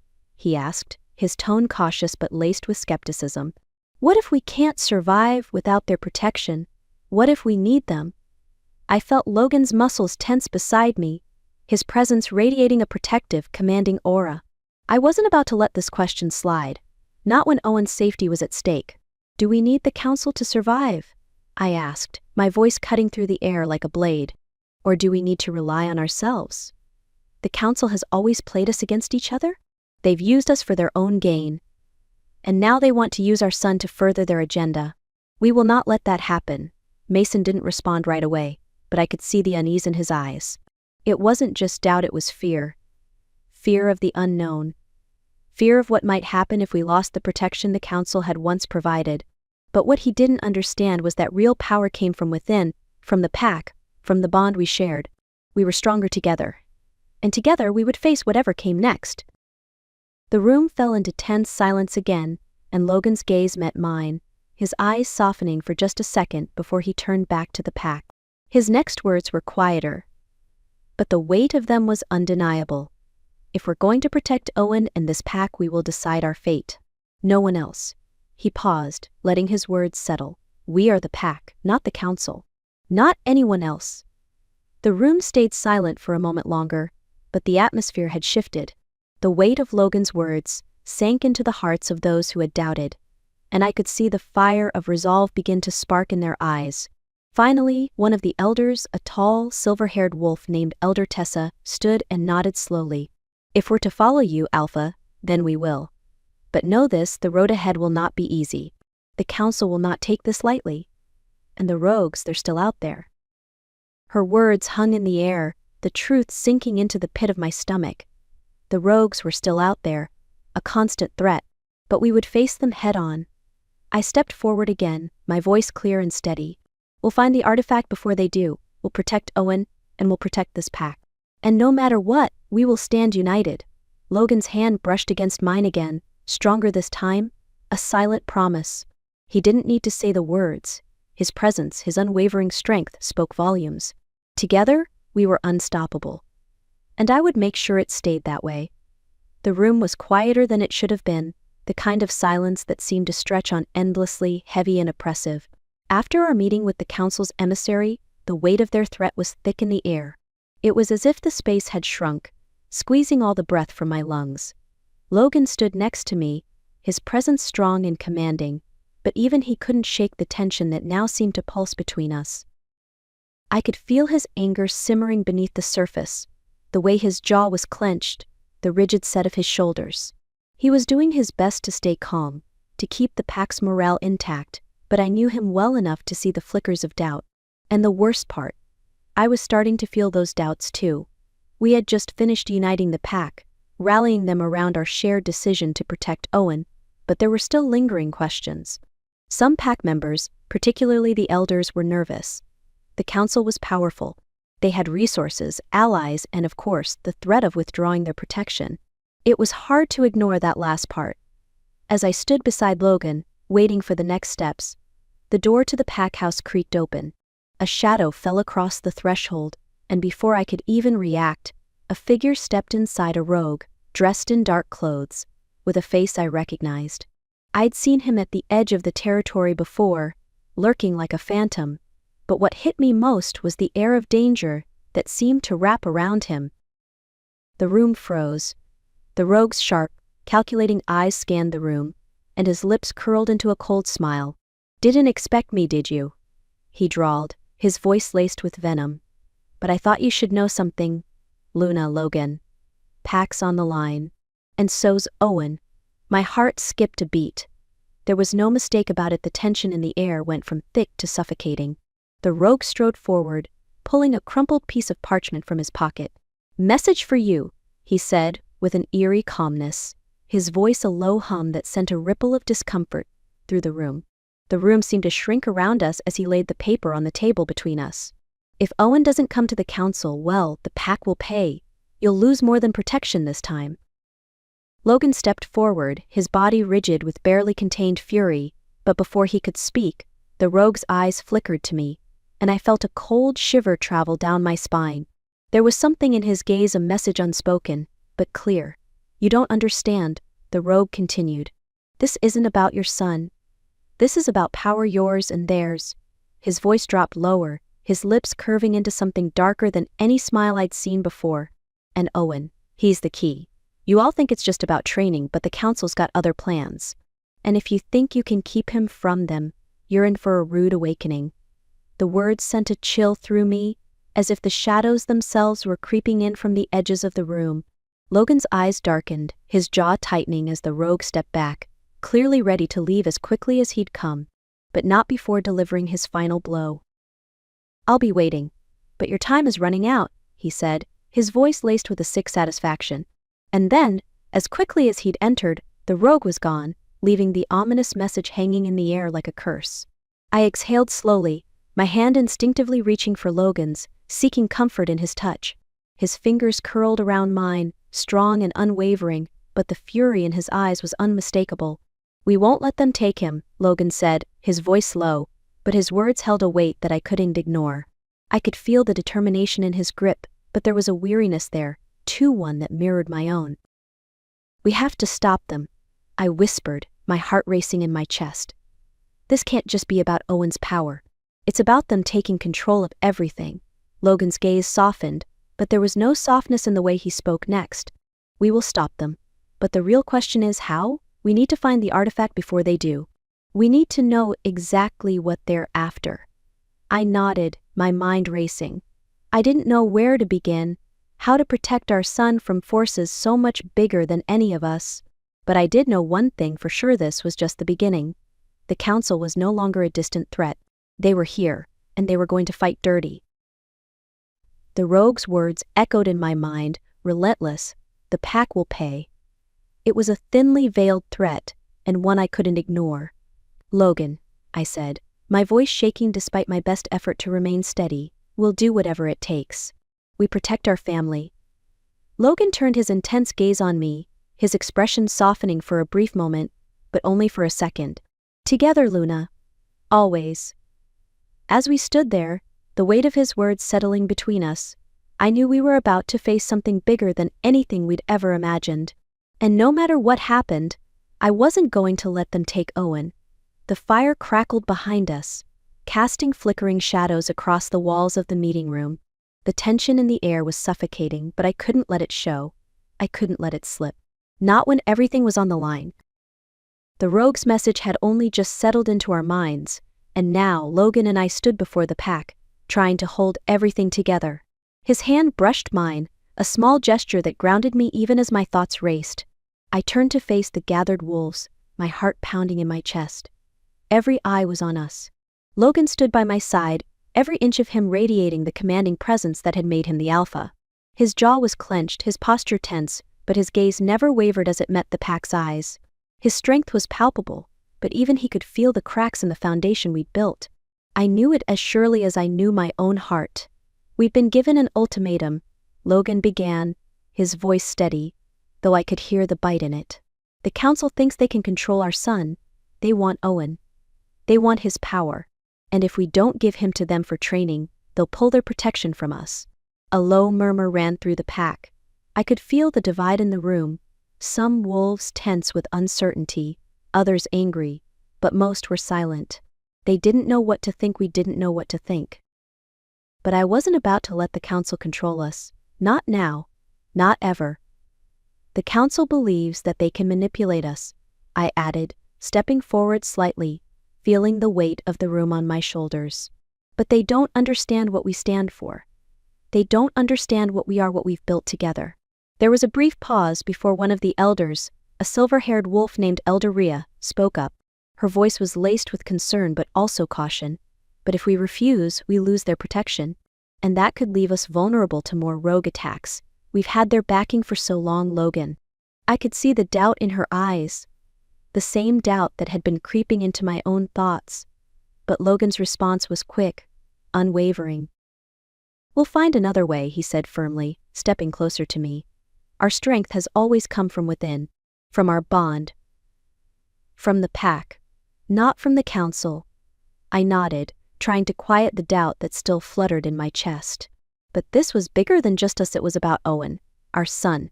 And what about Owen? A younger pack member asked, their voice hesitant. What if he needs the council's training? What if we're not enough? The question hung in the air, heavy and dangerous. I felt Logan's hand tighten around mine, his thumb brushing over my skin as he stood by me, as always. We are enough, I said firmly, my voice clear. Owen's power is his. We will protect him, teach him, but we will not let anyone, not the council, not anyone take him from us. The room grew silent, the weight of my words sinking in. I felt the pack's eyes on me, some filled with agreement, others with doubt. But as I stood there with Logan beside me, I realized that this was the moment. This was when we made our choice, not just as leaders of the pack, but as parents, as a family. We'll find a way to keep Owen safe, Logan added, his voice softening as he turned to face me, his eyes never leaving mine. Together, Luna, we're stronger than they think. And in that moment I believed him. I could feel the bond between us, unshakable, pulling me closer to him. Our family, our pack, it wasn't just a group of wolves. It was our strength, our foundation, and I would fight for it with everything I had. We will, I agreed, squeezing his hand. But we'll also find the artifact before the council or the rogues do. We need to understand why they want Owen, what they're really after. Logan's gaze softened, his thumb still brushing my hand in the most subtle way. We will. We'll protect our son, Luna. I swear it. The room was silent for a moment, but I could feel the shift, the resolve, the unity. And even though the path ahead was unclear, even though danger was closing in, I knew one thing for sure: we weren't backing down. Not now, not ever. Chapter 6. Luna's Perspective. The sun hung low in the sky, casting a warm golden light that filtered through the thick canopy of trees above us. The forest seemed to stretch endlessly in every direction, its ancient, towering trees standing like silent sentinels guarding the secrets of the past. The air was thick with the scent of pine and earth, the kind of wild fragrance that told me this was no ordinary place. This wasn't the pack's territory. This was uncharted land, hidden from the eyes of most, and it made the hairs on the back of my neck stand up. Owen walked beside me, his hand clutching mine, his small frame barely visible beneath the trees. Every now and then, I'd glance down at him, his eyes wide and filled with confusion as the visions that had led us here pulsed through him like a beacon.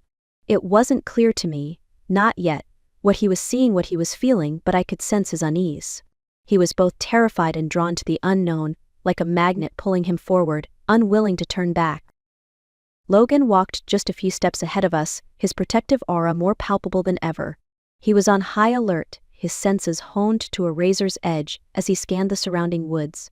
His eyes would flick from one shadow to another, as if he expected danger to leap from the trees at any moment. And I couldn't help but feel comforted by his presence. With Logan beside me, I knew we would face whatever came our way together. Still, my heart couldn't help but race as we ventured further. The deeper we went, the more I could feel the weight of the unknown pressing against us. The artifact we sought was buried somewhere here, hidden for a reason. It wasn't just a relic, it was a key to something much bigger, something that Owen was tied to whether we understood it or not. "Are you okay, Owen?" I asked softly, bending down to his level, brushing a lock of hair from his forehead. His eyes met mine, wide and unsure. I don't know, Mom," he murmured, his voice barely above a whisper. "It's like I can feel it. It's calling to me.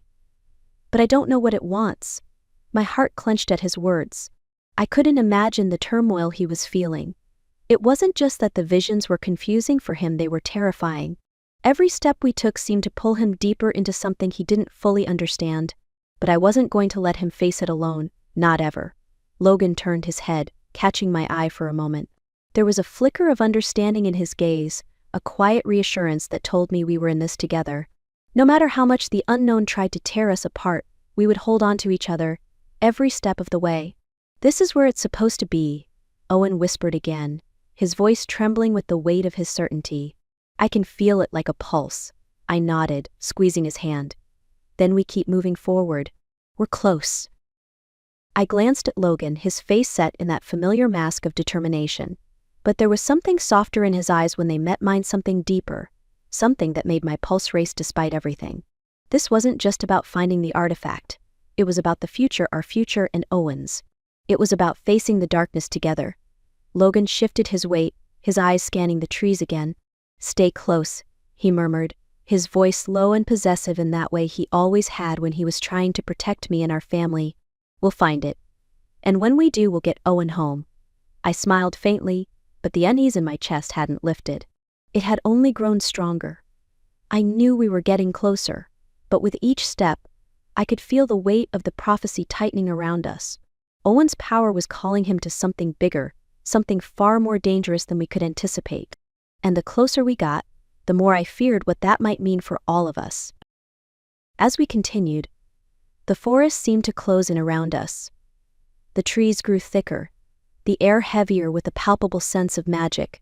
The birds had stopped chirping. The only sounds now were the soft crunch of leaves underfoot and the occasional rustle of leaves in the wind. It was as if the forest itself was holding its breath. And then, as we rounded a bend, the vision in Owen's eyes seemed to come to life before us. The trees opened up to reveal a small clearing, a stone structure at its center, partially overgrown by vines and moss. There was something ancient about it, something that didn't belong in the here and now. The stones felt like they had been placed by hands long forgotten, their markings faded with time, but still, I could feel their power. Owen stopped dead in his tracks. His eyes widened in awe, but there was also a flicker of fear. His body stiffened, and his hand trembled in mine. "It's here," he whispered. "It's really here." I swallowed hard, the sense of foreboding growing heavier. This was the artifact, the source of Owen's power. And yet, something told me we were not ready. Not yet. Not for what lay ahead. But there was no turning back now. We had to face it. We had to take the next step, no matter the cost. Logan's hand brushed my arm, a fleeting touch that sent a wave of warmth rushing through me. He didn't say anything, but the weight of his gaze was clear. He wasn't going anywhere. Neither was I. Together we'd face whatever came next, and we would find a way to protect our son. The forest stretched before us like a living, breathing entity, its dense trees reaching toward the sky, as though trying to keep us from moving forward. Every step we took seemed to echo louder, magnifying the tension that wrapped around us like a thick fog. I could feel Logan beside me, his presence solid and protective, but the weight of the unknown hung heavy in the air. Owen's visions had guided us here, deeper into uncharted territory, to where the artifact was said to be hidden, but the closer we got, the more unsettled I felt.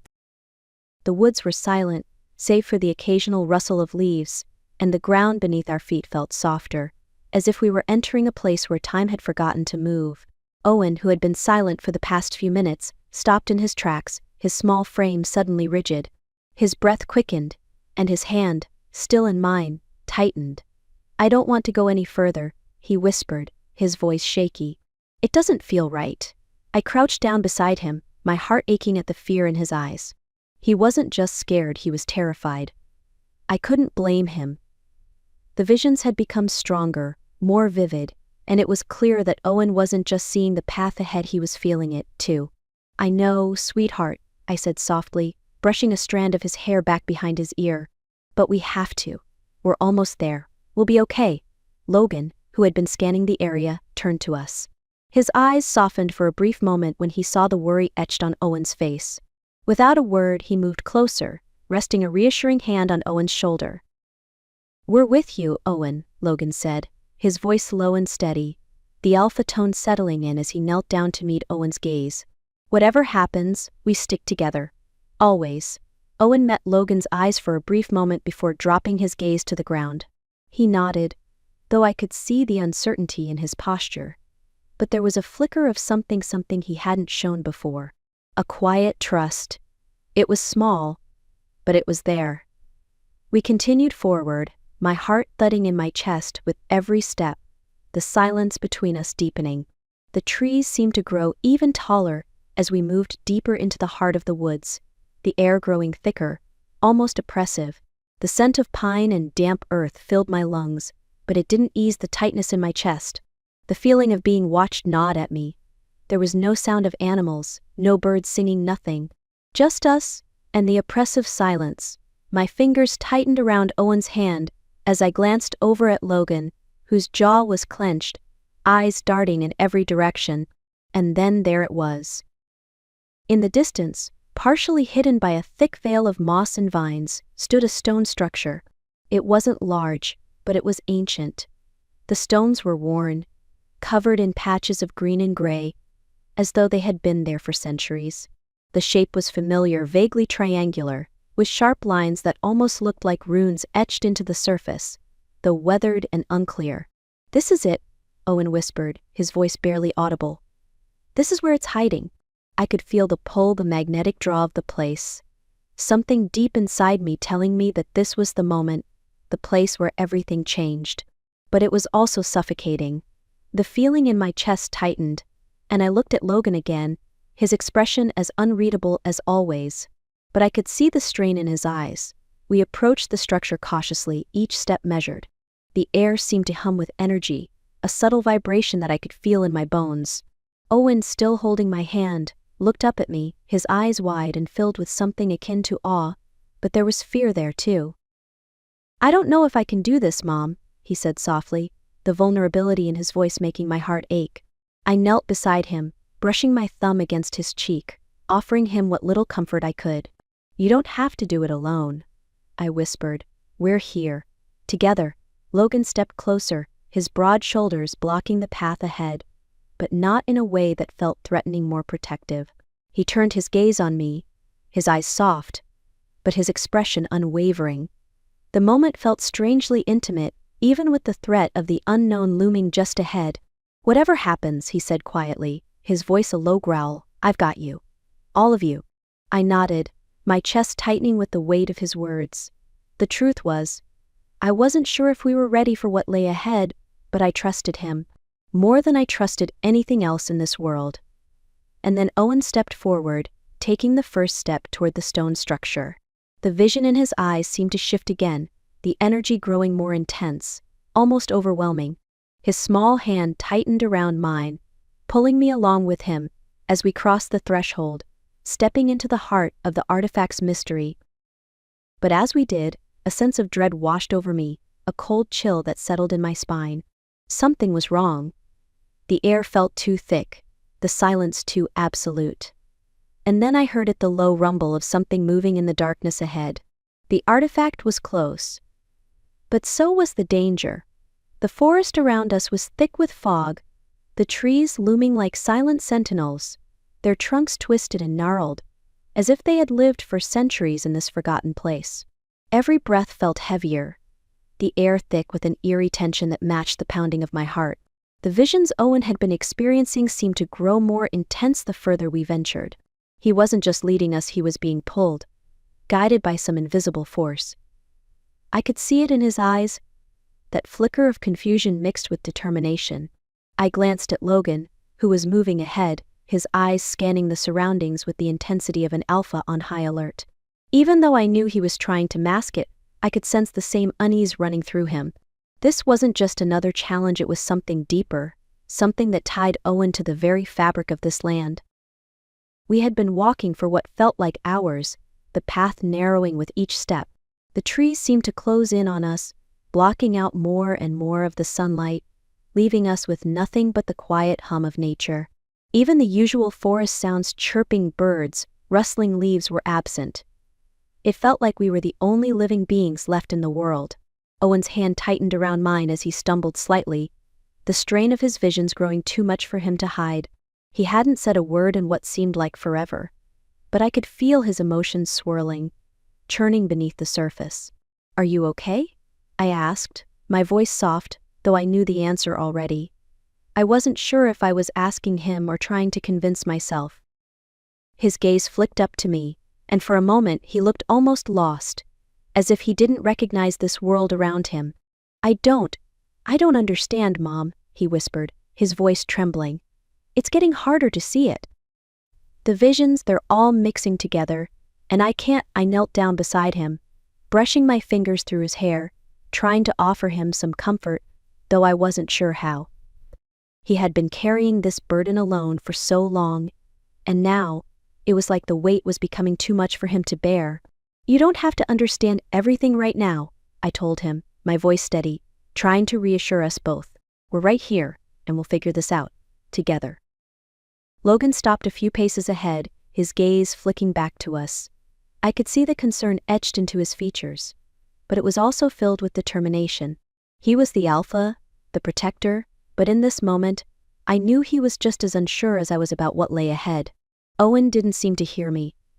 His eyes glazed over for a second, his body rigid, as if he were being pulled in a direction I couldn't see. I reached for him just as he started to walk again, pulling me along with him, his pace quickening as if he was chasing something he didn't fully understand. "Wait," I called out, but Owen's steps were determined now. He wasn't stopping. Logan reached us, his hand immediately going to Owen's shoulder, stopping him with a firm but gentle grip. "Owen," Logan said, his voice low but commanding. "What's happening?" Owen took a deep, shuddering breath, his entire body trembling under the weight of whatever vision was taking over him. He was shaking, his eyes wide with fear, and I could see the turmoil written all over his face. Owen began, his voice breaking. I think it's close. The artifact. It's so close. But I can't make it stop, Mom. It's too much." Logan's gaze softened, but there was no mistaking the raw protectiveness in his eyes. He placed a hand on Owen's cheek, the touch tender yet firm. "You're not alone in this," Logan assured him, his voice a low growl of reassurance. "We'll help you through it, Owen." I nodded, squeezing Owen's hand, trying to hold it together for him. The weight of his visions, of this unknown force pulling him toward the artifact, was becoming overwhelming. But we had no choice. We had to keep moving forward. For him. For our family. Logan and I exchanged a glance, a silent agreement passing between us. We couldn't let Owen carry this alone anymore. We had to face whatever lay ahead together. As we pressed on, the forest grew even darker, the air growing cooler. The trees were so thick, now that I couldn't see the sky above us. We were deep in this strange land now, where everything felt out of place, where the boundary between the world we knew and the world we were walking into felt dangerously thin. And then, just as the tension reached its peak, Owen stopped dead in his tracks. He turned to face us, his eyes wide with a strange light in them, something primal, something ancient.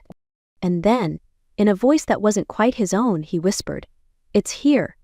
The ground beneath us trembled, and I knew, in that instant, that everything was about to change. The air felt thick and heavy, a suffocating weight that pressed down on my chest with every breath I took. The trees, gnarled and towering, whispered their secrets in the wind, the faint rustling of their leaves creating an eerie melody.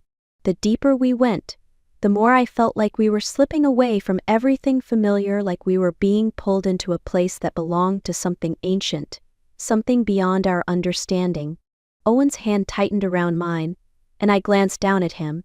His face was pale, the lines of worry deepening as his steps became slower. His vision was still clouded with confusion, the strange force tugging at him relentlessly. He'd led us here, but now, his strength seemed to be waning. "We're almost there, sweetheart," I murmured, brushing a lock of hair out of his face. "You're doing great." But even as I spoke the words, my heart ached. His connection to whatever force lay ahead of us was far deeper than I could fathom, and I couldn't help but wonder if this was something that would tear him apart. This had gone beyond mere visions, it was consuming him. Logan, always the protector, was a few steps ahead, his eyes scanning the thick underbrush with a warrior's vigilance.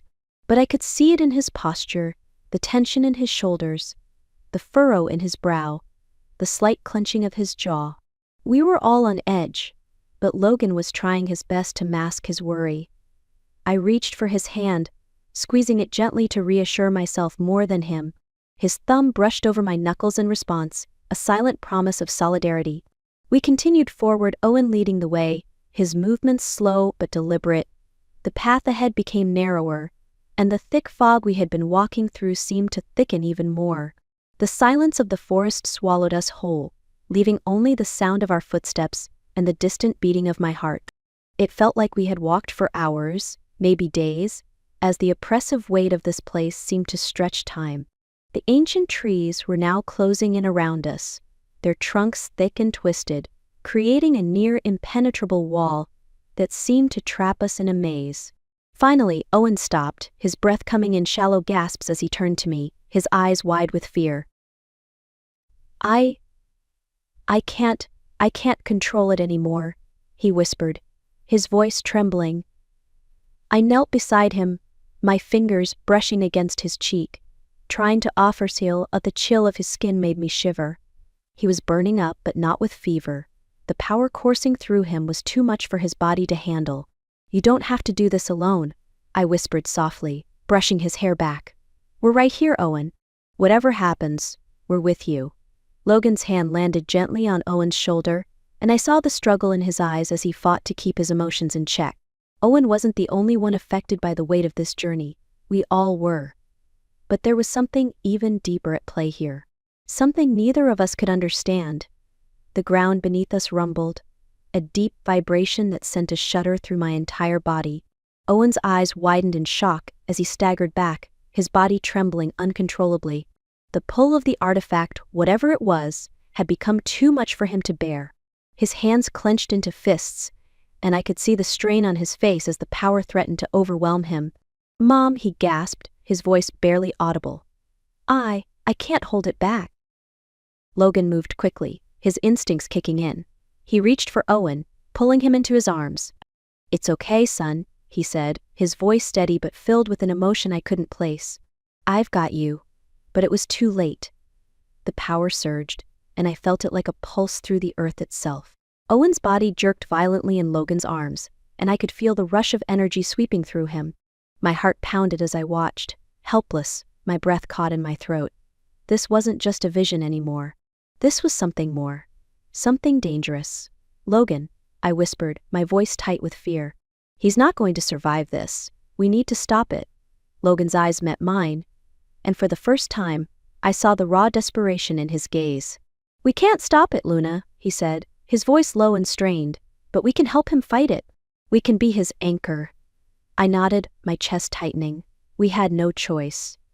This power that had been building inside Owen for so long wasn't something we could control, but we could stand by him. Together. We had to be strong for him, even if it felt like we were being torn apart by the force of the storm he was caught in. Logan gently laid Owen down, his hand never leaving his son's shoulder, and I crouched beside them, feeling the pulse of energy racing through the air. It was overwhelming, and the sheer intensity of it made it hard to breathe. "Owen," I said softly, my voice trembling, "you don't have to face this alone. You're not alone." Tears welled in his eyes, and I could see the fear in his gaze, but there was also something else, a flicker of hope. He reached out to me, his fingers brushing mine weakly, as if he were trying to anchor himself to the world he knew. "We're here," Logan said, his voice filled with unwavering strength. "You're not alone." And in that moment, as the power surged around us, I knew no matter what happened, we would face it together. And that bond, that undeniable force, would be our salvation. After the chaos of Owen's powers surging uncontrollably, the world around us felt still too still. The artifact's pull had weakened for the moment, but I knew it wouldn't last. It was as though we were standing at the edge of a cliff, and the ground was slowly eroding beneath us. Owen lay there, breathing heavily, his body still trembling from the aftershocks of his outburst. Logan was right beside him, his hand resting firmly on Owen's shoulder. I could see the deep love in his eyes, but also the uncertainty, the helplessness. We'd always known that Owen was different, that his powers were extraordinary, but this was something else. Something none of us could control. "We're going to get through this, son," Logan said, his voice strong, though I could hear the strain in his words. "We just need to hold on a little longer." I watched as Logan gently brushed a strand of hair from Owen's forehead, his touch tender, and despite everything that had just happened, it felt like a small moment of peace in the storm. But it wasn't enough to calm my racing heart. I wasn't sure how much longer Owen could endure this burden before it consumed him completely. I knelt beside them, my hand reaching for Owen's, trying to provide him with the comfort and grounding he desperately needed. He looked up at me, his eyes wild with confusion and fear. "I'm sorry, Mom," he whispered, voice cracking. "I didn't mean to." "Shh," I soothed, brushing my thumb over his hand. "You didn't do anything wrong, Owen. You're not alone in this, we're right here every step of the way." But my heart was in turmoil. I knew how much Owen wanted to control this power, to protect us from it, but I feared that the harder he tried, the more it would break him. I couldn't lose him. Logan looked at me, his expression full of the same fear I felt but buried beneath layers of determination. "Luna," he said, his voice low and serious, "we need to make sure this doesn't happen again. The power inside him, it's dangerous. And it's only going to get worse if we don't find a way to help him control it." I nodded, swallowing the lump in my throat. "I know, but I can't," I hesitated, my words catching. "I can't let him go to the council. Not like this. Not when he's still struggling." Logan's eyes softened with understanding. "We'll find another way. I promise you. We'll protect him, no matter the cost." But even as he said the words, I knew the truth. The more time we spent out here, the deeper we ventured into this unknown territory, the more dangerous things would become.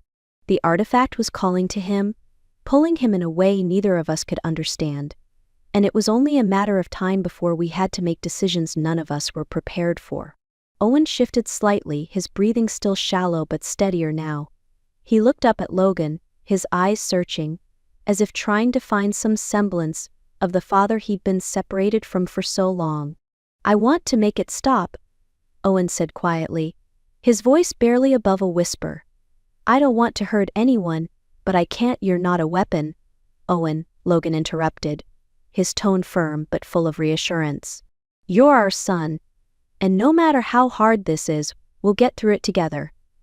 There was a long pause, the weight of Logan's words hanging between us like a promise, and for the first time in what felt like forever, Owen finally allowed himself to relax, a glimmer of trust returning to his eyes. But I knew deep down that this wasn't over. The real challenge was just beginning, and as much as I wanted to believe that we could handle everything, I couldn't ignore the feeling that something far worse was still waiting for us.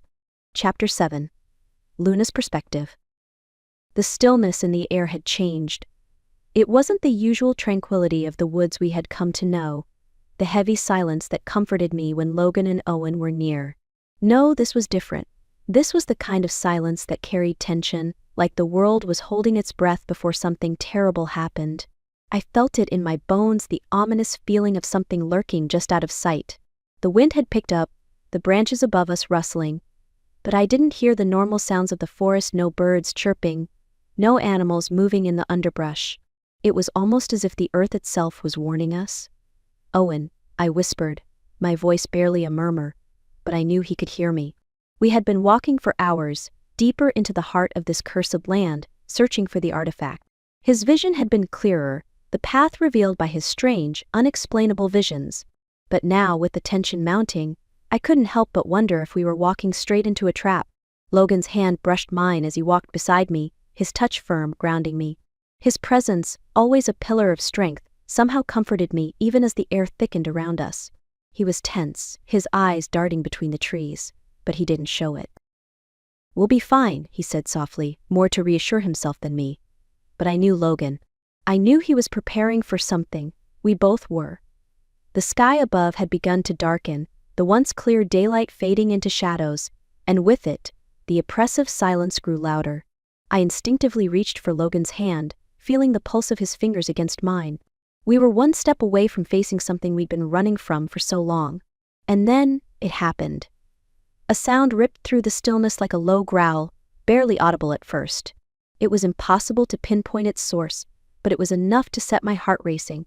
Logan froze beside me, his muscles coiled tight. I saw the shift in his eyes, the warning in his gaze. "Get ready," Logan growled, low and steady. "They're here." The rogue wolves had arrived. They came fast, darting between the trees like shadows, their eyes gleaming with malice.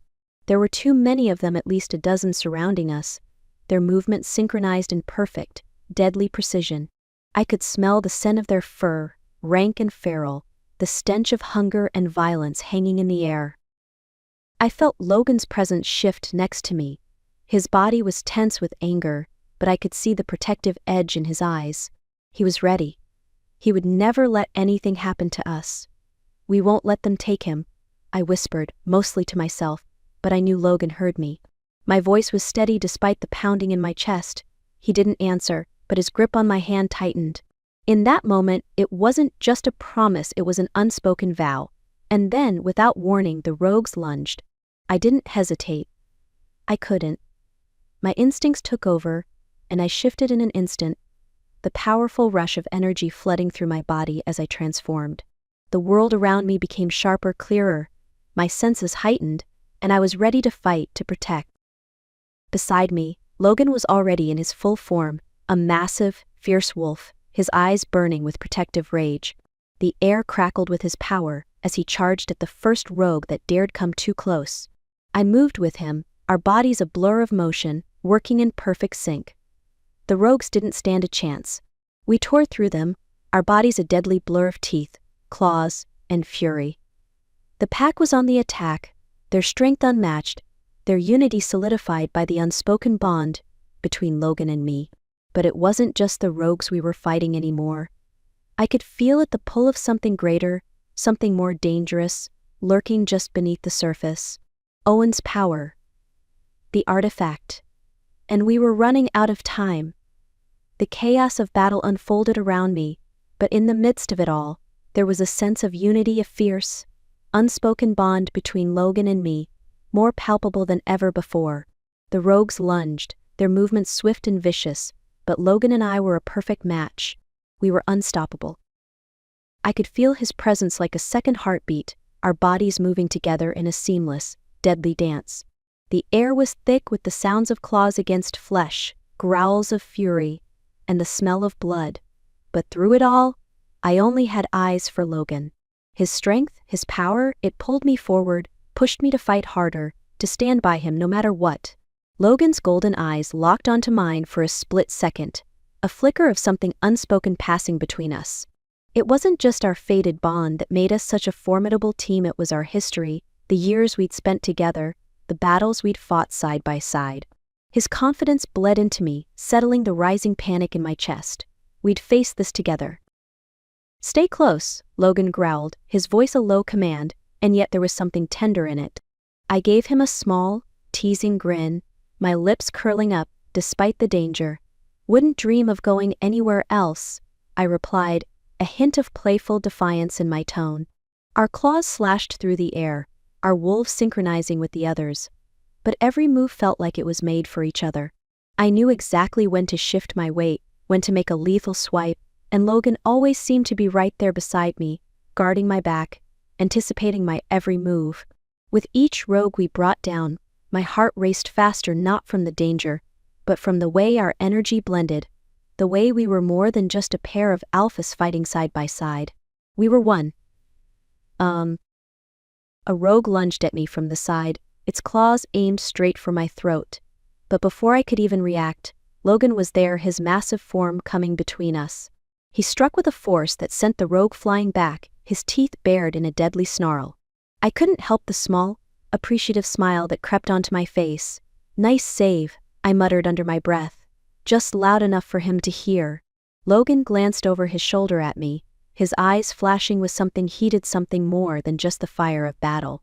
There was that look again, the one that made everything inside me ache. That look that said he wasn't just fighting for the pack, for Owen, but for us. "We've got this," he growled, his voice rough, but I could hear the confidence in it. And we did. Together we pushed forward, clearing the battlefield, our enemies falling one by one. But even as the rogues were driven back, I couldn't shake the feeling that the real battle was just beginning.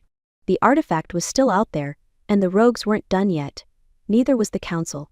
But for now, as I stood beside Logan, my hand still gripping his in this moment of fierce unity, I knew one thing for sure: we were ready for whatever came next. The battle was chaos. The ground trembled beneath our feet, as Logan and I fought side by side, clearing rogue after rogue with swift precision. But even as we held our ground, my thoughts kept drifting back to Owen. The artifact, the power it held, wasn't the only force we had to worry about. His powers, those strange, unpredictable visions, were growing stronger by the day. And now, standing in the thick of this battle, I could feel the weight of that power pressing down on him. "Luna," Logan's voice broke through the chaos, sharp with urgency. "Owen." I turned instinctively, my eyes locking on Owen, standing at the edge of the fray. He was breathing hard, his eyes wide with fear, his body trembling as though he was being pulled in 100 directions at once. I could see the faint glow in his eyes, something deep within him stirring. It wasn't just the fight. It wasn't just the threat of the rogues, it was something more, something far more dangerous. "Owen," I shouted, rushing towards him, but I was too late. The surge of power hit him like a tidal wave. He gasped, his hands outstretched, as though he was trying to grasp hold of something solid, but there was nothing to anchor him. The energy built within him, swirling around, chaotic and uncontrollable. I could feel it in the air, an electric tension that left my skin tingling. A sharp cry escaped his lips. "Mom, I can't stop it." Before I could reach him, the energy exploded outward, a shockwave that sent the surrounding rogues tumbling back. The ground cracked beneath us, the trees around us groaning under the strain. Owen collapsed to his knees, his chest heaving with exhaustion, but the energy didn't fade. It pulsed in the air, radiating from him like a beacon. "Get back," Logan shouted, his protective instincts kicking in, as he moved toward Owen, shielding him with his massive form. But the power emanating from Owen was too much, too wild. Logan's eyes locked with mine, a silent plea for help. He couldn't do this alone. Owen was losing control, and if we didn't find a way to stabilize him, the consequences could be catastrophic. I knelt beside Owen, my heart racing. "Owen," I said softly, my voice steady despite the fear crawling up my spine. I placed my hand gently on his trembling shoulder, grounding him, trying to offer him anything to help him regain control. "You're not alone in this. We're with you." But Owen's eyes were wild, unfocused, like he couldn't hear me. His powers raged around him, sparking and crackling in the air, making it hard to breathe. It was like he was caught in a storm of his own making, and I could see the fear in his eyes, the confusion. He was terrified of what he could do, of losing control. Logan's form shifted beside us, his wolf standing tall and fierce, a protective barrier between Owen and the rogues who were circling like vultures. "Focus, Owen," Logan growled, his voice full of urgency, but also something deeper, something protective, like the steady heartbeat of the pack. "You can do this, we're right here." The glow around Owen flickered for a moment, like a dying flame. His body jerked, his breathing coming in short, desperate gasps. He was fighting it, struggling to regain control, but the power within him was too strong. "Owen," I whispered again, my voice softer now, laced with the bond between mother and son. "Listen to me. You are more than this power. You are our strength. Don't let it control you. Take a breath, baby. Just breathe." For a moment, everything went still. The crackling energy in the air paused as though the world itself was holding its breath. Owen's hands stopped trembling. His chest rose and fell with a deep, shaky inhale. Then slowly, so slowly I felt the tension leave his body. The light around him dimmed, the crackling energy fading into the night. Owen collapsed forward, his head resting against my shoulder as I caught him in my arms. "You did it," I breathed out in relief, tears stinging my eyes. My son had fought his fears, his inner demons, and he'd won. Logan knelt beside us, his hands steady as he touched Owen's head, his eyes softening for a brief moment. "You're stronger than you know, kid," Logan murmured, pride in his voice. I looked down at my son, feeling the weight of the moment, the danger we had just faced, and the promise of what was to come. We were closer than ever before, but I couldn't help but wonder, was this just the beginning of Owen's power? And what would happen when he couldn't hold it back any longer? The night air crackled with tension. Each breath I took a reminder of the chaos unfolding around us. The rogues had struck harder than we anticipated, their attacks unrelenting as they attempted to capture Owen. But even as the danger pressed closer, something deeper inside me felt it, a thrum beneath the skin, a pulse that couldn't be ignored. The artifact. It was here, and it was responding to Owen. I turned toward him, my heart pounding. Owen stood at the center of the fray, his eyes flickering with an unearthly glow. The power inside him, once volatile and wild, now seemed to be feeding off the chaos. It was as if the world had stilled, all sounds dimming in the wake of the force that pulsed from him. My breath hitched. He was struggling, not just against the rogues but against something deeper, something old. "Owen," I called, stepping forward, but the air around him thickened. The artifact hidden away for so long was no longer just a symbol of power. It was coming alive, and I could feel the weight of its truth in the space between us. Logan was beside me, his gaze fixed on Owen, his form tense with anticipation. "Luna, we need to stop him before it overwhelms him," Logan growled, his hand lightly brushing mine, as if seeking strength in the contact, but I didn't respond. I couldn't tear my gaze away from Owen, from the way the artifact seemed to pulse in time with his heartbeat. The ground beneath our feet rumbled, and then, as if on cue, Owen's power erupted in a surge of light that seemed to blot out the night itself, a flash so bright it nearly blinded me. My instincts screamed for me to protect him, but the force of it hit me like a wall, pushing me back. "Owen, no!" Logan shouted, his voice rough, but it was too late. Owen's hands were raised, the energy around him spiraling, pulling the artifact's power to him, and then, in a heartbeat, everything stopped. The air went still, like the world was holding its breath. For a moment, all I could hear was the pounding of my own heart, the echo of my own breath. Owen stood motionless, his eyes closed, the light dimming around him, as if the artifact itself had quieted. Logan stepped forward, his protective instincts flaring as he reached for Owen. But it wasn't fear that ran through me, no. It was understanding. The power that had been building in Owen for so long had found its outlet. And then, the truth hit me. The artifact, the visions, the prophecy, it wasn't just a tool for protection. It was the key. The key to something ancient, something that had been hidden for so long, and Owen, my son, was tied to it. He wasn't just a vessel for this power, he was the one meant to wield it. The prophecy had always been about him. Owen's eyes fluttered open, his breath shallow. He looked at me, his face pale, his voice barely a whisper. "I don't know what just happened, Mom.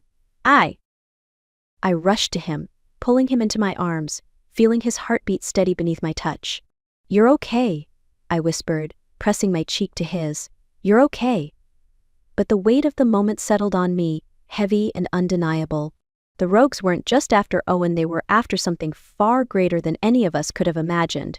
And now, with the artifact activated, Owen's role in this prophecy was no longer a distant future, it was here, right in front of us. I felt Logan's presence behind me, his hand resting on my shoulder. He didn't need to say anything, I could feel it. We were in this together. No matter what came next, we'll protect him. Logan's voice was low, steady with the certainty I needed. We'll figure this out. And I knew in that moment we would. Together we would face whatever lay ahead, whatever darkness the rogues and the council were hiding, and we would protect our family. But first we needed to understand the full extent of Owen's power. The artifact had awakened, and with it, a new chapter had begun. Chapter 8. The air between us felt thick, charged with a tension that practically vibrated through the ground. The emissary's smile was too cold, too practiced, and I could see right through her mask. She was playing a game, and I wasn't about to let her control the rules. Not when it came to Owen. Not when it came to us. Logan's stance shifted, his presence towering beside me. I could feel the protective alpha energy rolling off him, his muscles taut, ready to strike if needed. His sharp eyes never left the emissary as he stepped forward, placing himself directly between her and Owen. "You think we don't know what you're really after?" Logan's voice was low, but it carried with the weight of someone who'd been through far more than anyone could understand. "You think we can't see that this isn't about helping us? This is about power." The emissary didn't flinch, but there was a flicker in her eyes, something almost imperceptible, like a crack in her otherwise composed facade. She straightened, her posture rigid and unyielding. "Power is necessary for protection, Logan. You, of all people, should understand that." "I understand that I won't let you use my son as a pawn in your little political games." He snapped back, his tone sharp like a blade, every word deliberate. "So, let's stop pretending. Tell me what you're really here for. You don't care about Owen's safety, this is about controlling what you can't have." The emissary's expression hardened, her mask slipping only slightly as she weighed her words. She wasn't used to this, being called out like this, exposed for the schemer she truly was. But I knew Logan, knew the way he thought, knew how deeply he felt about protecting his family. He wouldn't back down. "Not now, not ever. You always were a smart one, Logan," she said, her voice no longer as sweet as before. It was colder, sharper. "You see too much. That's why you can't be trusted with this power. The artifact, it belongs to the Crescent Council. And Owen, well, Owen is the key to unlocking it." The words hit like a slap. The artifact. The one Owen's visions had been leading us toward.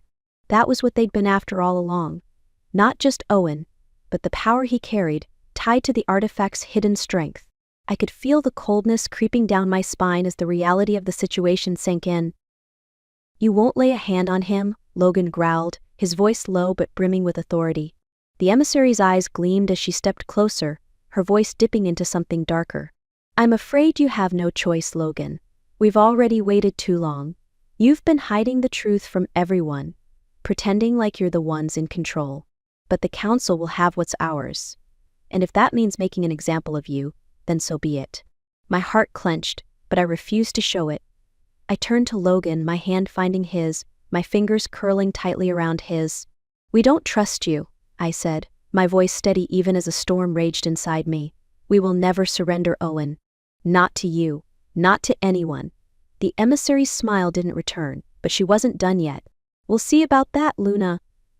The weight of her threat hung in the air like a thunderstorm, and my body instinctively pressed closer to Logan, my mind racing to think of a way to protect our family from whatever the council was planning. This wasn't just a matter of trust anymore, it was survival. Logan's jaw clenched, his fingers tightening around mine. He was ready to tear the world apart to protect me, to protect Owen, to protect everything we'd fought for. And I would stand by him just as fiercely. There was no turning back now. Leave now, Logan's voice was ice. Before you make a mistake you can't undo. The emissary hesitated, her eyes flashing with a dangerous mix of anger and something else, fear maybe. She knew she was walking a fine line, but instead of stepping back she held her ground. We will not forget this, she said, before turning sharply and walking away, the tension leaving with her. I could feel Logan's anger still vibrating in the air around us, but I squeezed his hand, grounding him, grounding us both. We had won this round, but I knew the battle was far from over. The council wasn't done with us. Not by a long shot. We'll make sure they never get their hands on him, I whispered, my voice unwavering. Logan nodded, his gaze locked on the distant horizon. We will, together. And as I looked at him, the man who had fought beside me through every trial, the man I loved with every fiber of my being, I knew we were stronger than any enemy that could come for us. But the war was only just beginning. The tension in the air was palpable as the Crescent Council's emissary stood across from us, the words of betrayal still hanging heavy in the space between us. Logan's jaw was clenched tight, his every muscle taut with the strain of holding back, a fury that could have destroyed the emissary, where she stood. But it wasn't just Logan's rage that I had to contend with. It was the sinking feeling that we had been cornered, manipulated, used as pawns in a game we didn't fully understand. I could feel the weight of it pressing on me, on us, but I refused to let it break me. We had fought too hard to come this far, and I would not let the council's deceit tear everything apart. I would find a way to protect Owen, to protect our pack. I glanced at Logan, the intensity in his eyes telling me everything I needed to know. He was ready to do whatever it took. But I was the one with the sharpest instincts. I'd spent years learning how to read people, how to see through the lies and masks they wore. And right now my gut was telling me something critical. The emissary wasn't in control. She was a part of something bigger, something we needed to expose. I took a deep breath, stepping forward, my voice steady despite the storm brewing inside me. I know what you're trying to do, I said, my eyes locking with the emissaries. You've underestimated us. You think we'll just roll over and give you what you want? But you're wrong. Her eyes narrowed, a flash of irritation passing over her features. But I saw something else in her expression, fear, just for a second, before she covered it with the practiced mask of authority. You're playing a dangerous game, Luna, the emissary said, her voice low, laced with venom. You think you're protecting your son, your pack, but you're playing with forces you don't understand. You have no idea what's at stake here. I understand more than you think, I replied, my voice cutting through the tension like a knife. I've been protecting what's mine long before you ever set foot here. I know the council's tricks, and I know you're just another part of the same game. The same one that nearly tore us apart. The emissary's eyes flashed, but she didn't speak. I could feel Logan's presence beside me, like a protective wall, but I knew I had to finish this. It was time to expose the truth. You think you can control us by threatening our family, by threatening Owen. But we won't be intimidated. I took another step forward, my gaze never leaving hers. You've been using Owen, manipulating him through his visions, trying to get your hands on something you can't even begin to control. We're not your pawns, and we won't let you turn our son into one. The emissary opened her mouth to retort, but I wasn't done. The truth had to be spoken, and I was the one to say it. I could feel Logan's pride swelling next to me, but he didn't speak. He trusted me, just like he always had. The prophecy, I continued, my voice ringing out, isn't about what you think. It's not about domination. It's about balance, about survival. You're too blinded by your desire for power to see that. The silence that followed was suffocating. The emissary's composure was faltering, and I could see the cracks starting to form. She knew I had struck a nerve. You've underestimated us, and you've underestimated Owen, I finished. And that mistake is going to cost you. Her expression darkened, but she didn't make a move to challenge me. Instead, she straightened, the mask of calm slipping back into place. "We'll see about that," she said, her voice colder now. "But remember, Luna, the council always gets what it wants. Always." With that, she turned and walked away, leaving behind a sense of unease that settled into the pit of my stomach. I knew this was far from over, but I also knew one thing: we had made our stand, and the council was no longer in control. As she left, Logan turned to me, his hand gripping mine tightly. His eyes searched mine, filled with admiration, and something deeper, something that tied us together more than any word could ever express. "You did it," he murmured, his voice raw with emotion. "You stopped them." I nodded, squeezing his hand back, but the weight of the situation was far from gone. I could feel the storm still brewing, and I knew that the hardest battles were yet to come. But for the first time in a long time, I felt something else, a flicker of hope. We were still standing, still fighting, together, and no one could take that from us.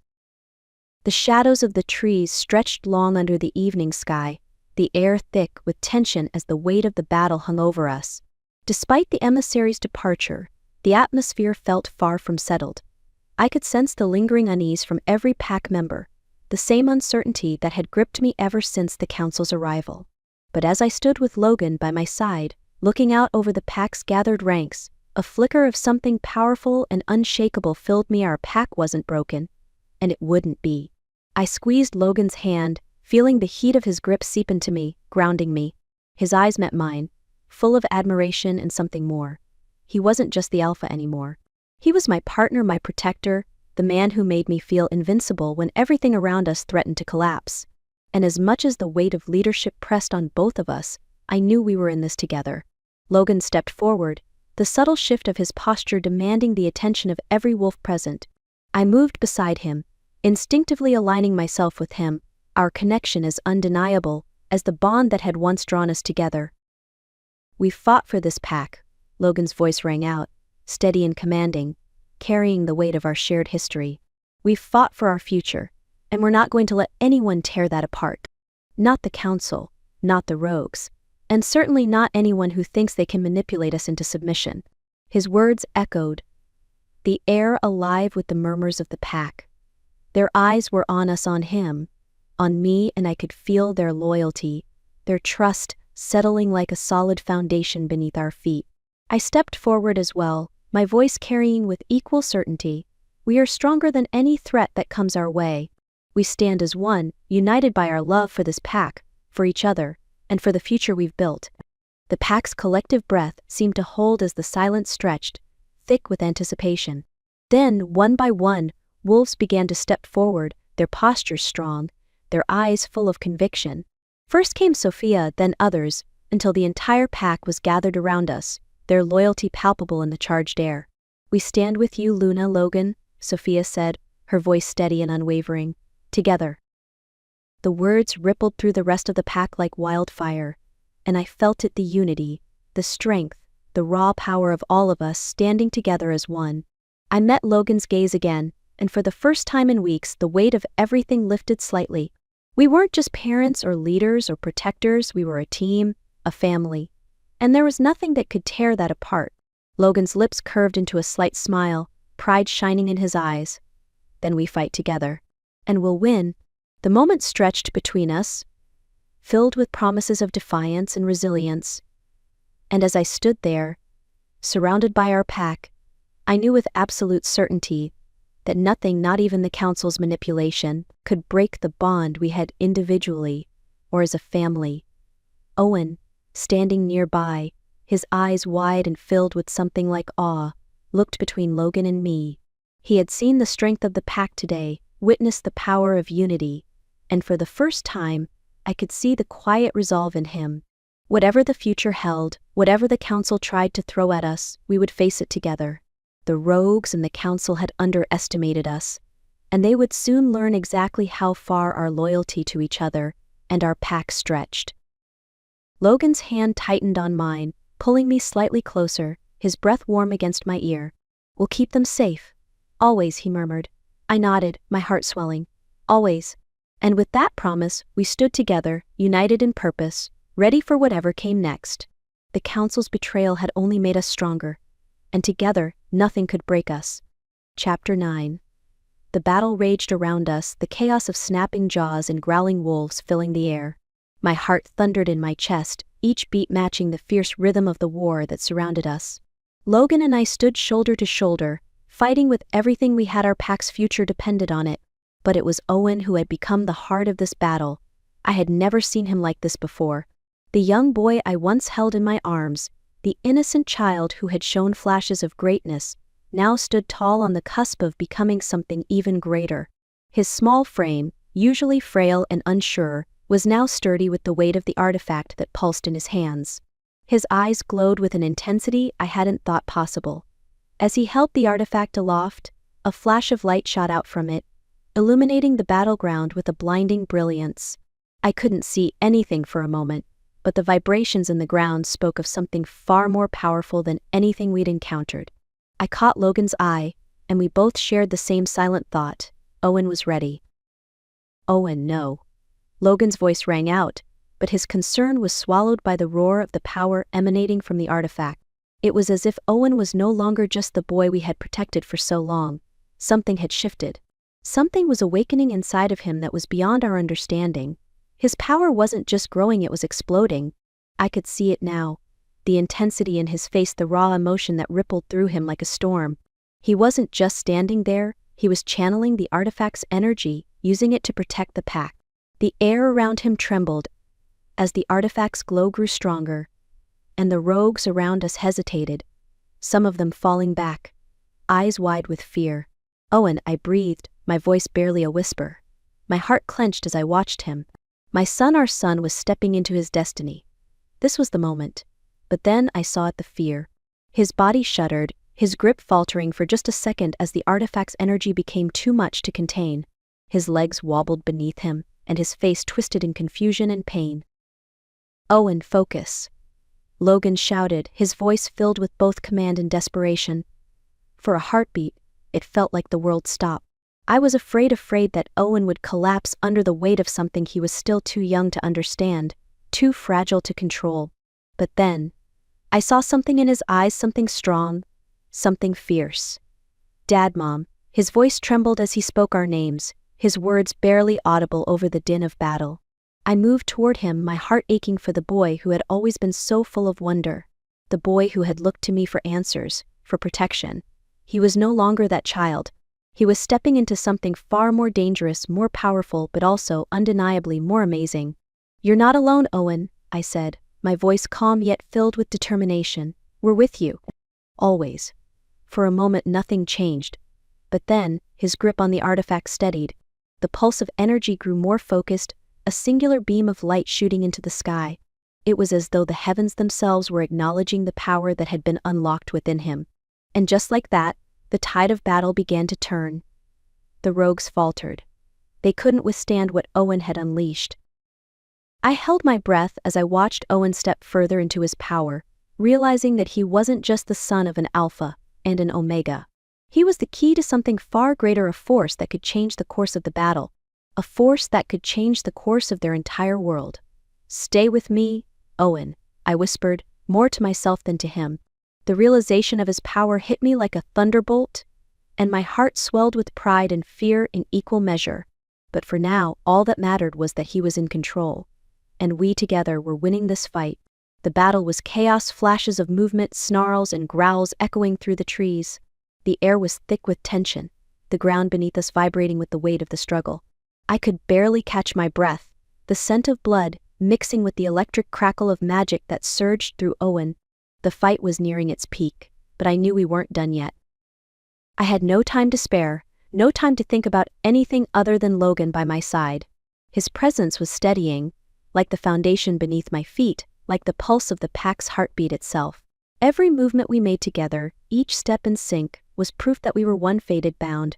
The bond between us felt stronger than it ever had, and as we fought, I could feel his emotions swirling with mine. He was more than an alpha. He was my mate, my protector. But our real challenge hadn't yet come. I could feel it before I saw him, the rogue leader, standing in the shadows, watching us with a wicked gleam in his eyes. His presence was dark, suffocating. He had been behind the chaos, the manipulations, and now, as the final battle raged around us, He was preparing for his last stand. I didn't have to speak for Logan to know what I was thinking.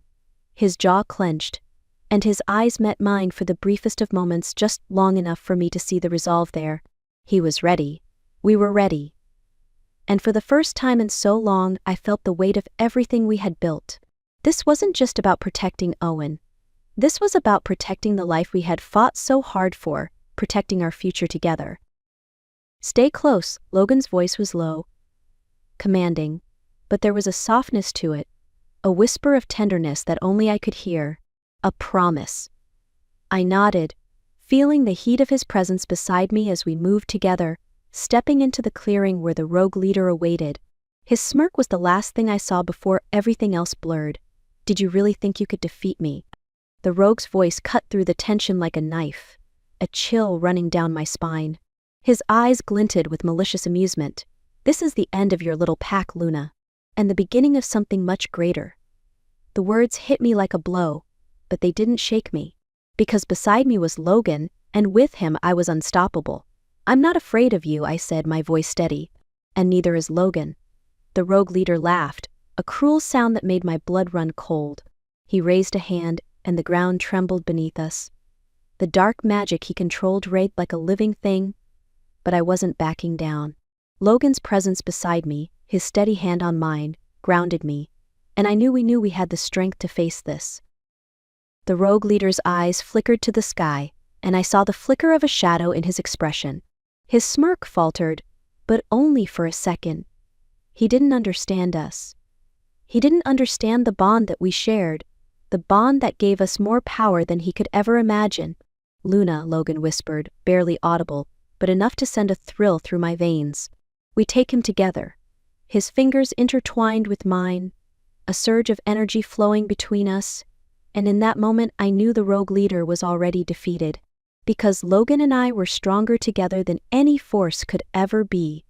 We moved in sync, circling the rogue leader, our bodies a perfect reflection of one another. I could feel his heartbeat, steady and true, as we closed in. There was no fear in us, only the certainty of who we were. "You're finished," Logan growled, his voice a low, dangerous promise. And together we lunged.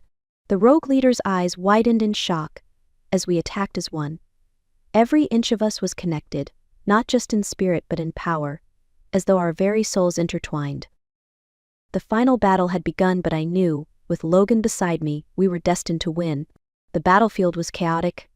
The roars of wolves, the crackle of magic, and the rhythmic pounding of my own heartbeat filled the air as I stood next to Logan, our backs against each other. The rogues had launched their final assault, and the air was thick with the tension of a battle that would determine not just our future, but the fate of our entire pack. Logan's presence beside me was a constant, his energy flowing through me, grounding me in a way I couldn't describe. It was the final clash, the culmination of everything we had fought for, and we were so close to winning.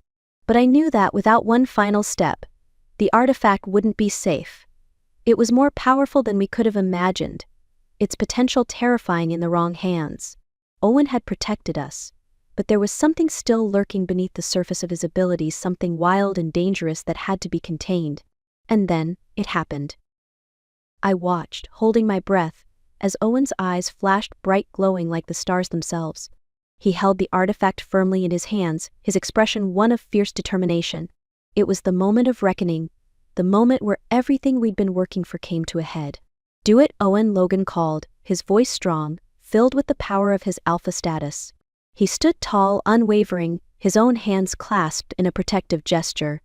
His eyes locked with mine, and the connection between us was undeniable.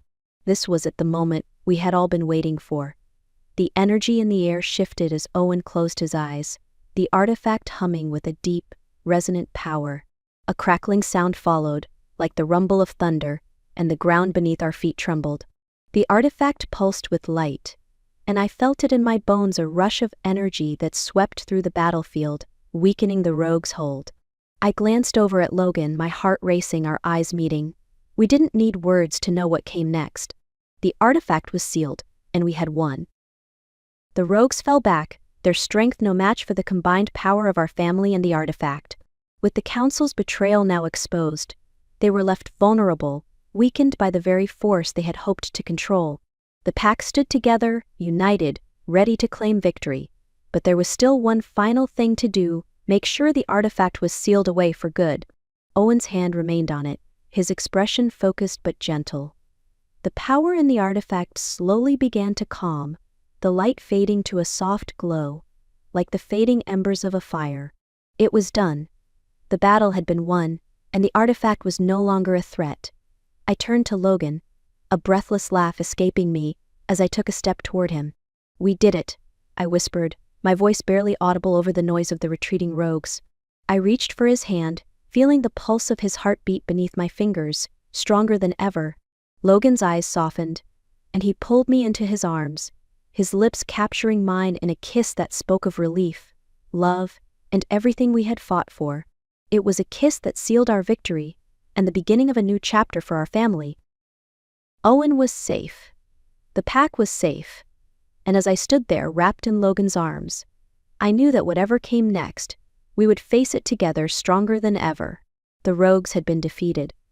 The artifact was sealed, and with Logan by my side, I knew there was nothing that could break the bond we shared. Chapter 10. The days after the ceremony felt like a soft breath of fresh air, the weight of the past lifting and the future unfolding before us. The pack, once fractured by doubts and fear, now stood united. The land beneath our feet felt steady, rooted in something far stronger than the trials we had endured. A new chapter had begun. Logan and I had spent long hours together, overseeing the rebuilding of our territory and ensuring that every member of the pack felt the warmth of our leadership. It wasn't just about power, it was about trust, respect. The bond we shared was the foundation, and we had built upon it, brick by brick, side by side.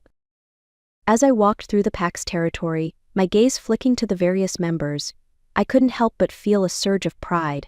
The land had been scarred by conflict, but now it hummed with life. The wolves were working together, reclaiming what was once lost. In the distance, I saw a few of the younger wolves practicing their training. Owen was among them, his figure easily recognizable, even from afar. He was growing so fast. And as much as it worried me, I couldn't ignore the glimmer of excitement in my heart when I thought of what he would become. The future leader of this pack. The weight of the prophecy still hung over him, but it was no longer a burden. It was a responsibility he was learning to embrace. He was stronger than I ever imagined. Logan walked beside me, his presence solid and comforting. His hand brushed against mine, a quiet reminder of the unspoken connection we shared. I could feel his gaze on me, but I didn't turn to meet it just yet. I wanted to soak in the moment. I wanted to breathe in the air that felt lighter, the kind that carried the promise of better days. "You know, you make an excellent alpha," Logan said, his voice low and steady, like the rolling thunder of a storm about to break. I laughed softly, glancing at him with a playful smile. "Oh, really? I thought I was the only one with the title." "Well," he drawled, "maybe I'm just here to back you up." He winked, his lips curling into a smile. "But I think our people are beginning to realize that you're as much the heart of this pack as I am." His words melted something inside me. In the weeks leading up to our ceremony, I had feared that our partnership would be seen as one-sided, that I would forever be just an extension of Logan's leadership. But here, now, with the pack's approval, there was no divide. We were equals, partners in every sense. And I couldn't have been prouder. I felt the tension that had built between us melt away as we continued to walk toward Owen. He caught sight of us and waved eagerly, his face bright with the optimism of youth. His eyes held an unspoken challenge, a hunger to prove himself worthy of the legacy that lay before him. He was ready. We reached him just as he shifted from one foot to the other, clearly eager to continue his training. I crouched down to meet him eye to eye, placing my hand on his shoulder. "You ready to show us what you've got?" I asked, my voice filled with encouragement. Owen nodded, determination flashing in his gaze. "I'm ready." Logan stood behind me, arms crossed, his usual confident smile in place. "Just remember, you're not alone in this. We're here, every step of the way." The warmth between us, this bond we shared, the three of us, was undeniable. Our family was stronger now, forged in the fires of the past, and tempered with the trust we'd built together. And as I looked between Logan and Owen, I realized that this wasn't just our legacy, it was Owen's as well. We had made it together. And now it was his turn to carry it forward. We would face whatever came next together. And that was a promise I intended to keep. As the day stretched on, we worked side by side. The pack, our people, moved with purpose, working the land, strengthening bonds, and preparing for the future. Every step felt like a new beginning. And for the first time in a long while, I felt that peace, true peace, that only comes when everything falls into place. The strength of our love, our family, and the pack's unwavering trust in us were the roots that would carry us into the future. Nothing could tear that down. Not the council, not the rogues, and certainly not the challenges yet to come. And as I glanced over at Logan, our fingers brushing once more, I knew that our story was far from over. It was just beginning. The sun hung low in the sky, casting a warm golden hue over the clearing. It was quiet now, the kind of peaceful stillness that felt like a breath held in anticipation. Owen stood in the center of the makeshift training ground, his brow furrowed in concentration. The others were watching from the sidelines, their faces filled with a mix of curiosity and pride. But for me, it was more than that. It was the weight of the future. I couldn't help but smile as I watched him. My son, growing into the role he was destined to take. Despite everything he had gone through, everything we had faced as a family, Owen stood tall no longer, the uncertain boy he had been when we first discovered his powers. Now he was a force to be reckoned with. Logan stood beside me, his arm around my waist, his presence a solid anchor. His warmth seeped through me, grounding me in the moment, yet his eyes were focused on Owen, the pride in them unmistakable. He was a protector, a leader, but watching our son, his future laid before him, Logan's heart swelled in a way I knew mirrored my own. "He's ready," Logan said softly, his voice thick with emotion, though he kept his gaze on Owen. I nodded, my heart skipping. I think so too. My voice was barely more than a whisper, carried away by the breeze. But the words carried so much weight. Owen had spent the past few weeks adjusting to the reality of his abilities, training under Logan, the older wolves, and even me when I could. But today felt different. Today was the day he would step into his power fully. He had been practicing with control, honing the skill to harness the artifact's magic, learning how to use it without letting it consume him. The artifact had always been a part of his destiny, and now he was learning to wield it with purpose. A sharp crack of a branch snapped me back to the present. Owen's hand clenched at his side, the familiar energy crackling around him. It wasn't violent, but it was alive, dangerous. The artifact thrummed in response, its power reaching for Owen, pulling at him. He winced but held it steady. "Focus, Owen," Logan called from beside me. His voice was commanding but soft, never the harsh tone he used in battle. This was different, this was teaching. "Control it. You're stronger than you think." Owen's gaze flickered to us for a moment, catching the encouragement in Logan's eyes, and then returned to his target. He stood tall, shoulders squared, his fists clenched at his sides. I could see the determination in his face, the weight of responsibility he was learning to bear.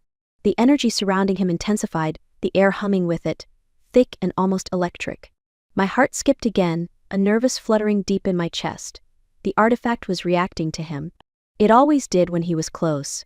But this was different. This was him fully embracing it. I could see the way it connected with him now, not as a stranger's power but as a part of him, a part of who he was meant to become. Logan's hand tightened around my waist, his muscles flexing in that way he always did when he was focused, when he was watching our son in the midst of something important. I turned to meet his gaze, and there was a spark of recognition there, something shared in the way we both looked at Owen. "Owen, you are the future of this pack," I said, my voice steady, but the emotion behind it was deep. "And the strength you carry within you is not a burden, but a gift."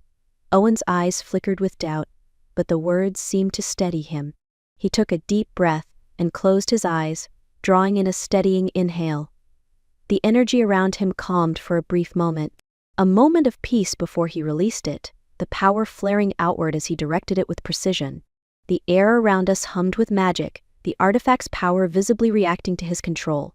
It wasn't perfect, but it was progress. It was him learning who he was. And as I watched him, I realized how far he'd come, not just in his ability to control the artifact, but in his ability to accept his role. We all knew the future wasn't certain. There would be more battles to face, more obstacles to overcome. But watching Owen now, standing tall, his body filled with strength and purpose, I had no doubt that, one day, he would lead us all just as Logan and I had done before him. The moment stretched on as he honed his focus, drawing in the power, shaping it. His breathing slowed, his hands shaking slightly, but his face remained steady, determined. His transformation wasn't just in the power he held, it was in his heart, his mind, and his soul. And as much as I feared the unknown, as much as I worried for him, I knew he was ready. He would be our future, and he would be the future of this pack. As I looked at Logan, our eyes met, the unspoken words passing between us. We were proud of him, proud of all that he had become, and all that he would continue to be. And for a fleeting moment, as I stood there beside Logan, our hands intertwined, I allowed myself to breathe, to truly breathe. Everything was falling into place. Together, we would guide this pack. Together, we would protect our son. And together, we would face whatever challenges the future held. The pack was ours. And Owen, he was ready. The moon hung high above the pack's lands, a pale guardian in the night sky. Its light bathed the forest, the peaks of the mountains beyond, and the grounds of our home, a land forever marked by the events that had shaped us. The air was thick with the promise of a new beginning, though I couldn't shake the feeling that the end of this chapter was merely the start of another. I stood at the edge of the clearing, looking at the towering trees and the soft glow of the fire from our gathering place. The night was quiet, save for the faint rustle of the wind through the leaves, and for the first time in what felt like forever, there was peace. Not the fragile kind that could shatter with a single blow, but something stronger. A legacy, our legacy. Logan stood beside me, his presence as constant as the earth beneath our feet. His arm brushed against mine, the simple touch grounding me in the reality that this was our life now together. It had taken so much to get here, more than I'd ever expected, but we had made it. The pack was rebuilding, the fractures we had all suffered healing, piece by piece. And then there was Owen. I glanced over at him, standing across the clearing by the fire with a few of the younger wolves. He was talking to them, the shadows of the firelight dancing on his face, his features already set with a quiet resolve. My heart swelled. There were times when I felt like I was still getting to know him, but there were also moments when I saw everything he would be. He was stepping into his power, into his future. Logan's hand tightened around mine, his fingers sliding between mine, and I turned to look at him. His eyes were on Owen, but there was a deep affection in his gaze. It was the same look he had always given me, one that told me that no matter what had come before, we had created something worth fighting for. "He's ready," Logan murmured, his voice low and sure. I nodded, unable to tear my gaze away from our son. He's going to be a great leader. We'll be right there with him." Logan's words were more than just a promise, they were a vow. As I watched Owen, something shifted within me, a subtle change in the air, as though the earth itself was holding its breath. The power of the artifact, that lingering force that had seemed so dangerous, so out of our control, was now something we'd managed to keep contained. But I couldn't ignore the way it pulsed with quiet energy, waiting. It had been sealed, yes, but the question lingered. Was it truly dormant? Or was the artifact just biding its time? The sudden thought made me tense, a cold shiver running down my spine. It was a danger I couldn't ignore, even in the midst of our victory. Logan seemed to sense the change in me. He turned to face me, his expression softening. "You're worried," he said, his voice barely above a whisper. "About Owen," I admitted, my voice trembling just slightly. "And the artifact?" "It's not over, Logan." "Not really." He took a step closer, lifting my chin so I met his gaze. His hand cupped my cheek, warm and reassuring, as if grounding me in the here and now, in our world. "We'll figure it out, we always do." I nodded, but deep down, I knew that the challenges ahead would require more than just our strength. They would need trust, something deeper than we had before. But with Logan by my side, and Owen standing tall at our side, I knew we could face whatever was coming. Together. "I trust you," I whispered. "And I trust you," he replied, his voice unwavering. But as we stood there, side by side, the night air heavy with both the peace we'd earned and the unknowns that still loomed ahead. One thing was clear. Our journey wasn't over. The road would twist and turn, but we would face it as a family, as a pack. And whatever came next, we would be ready.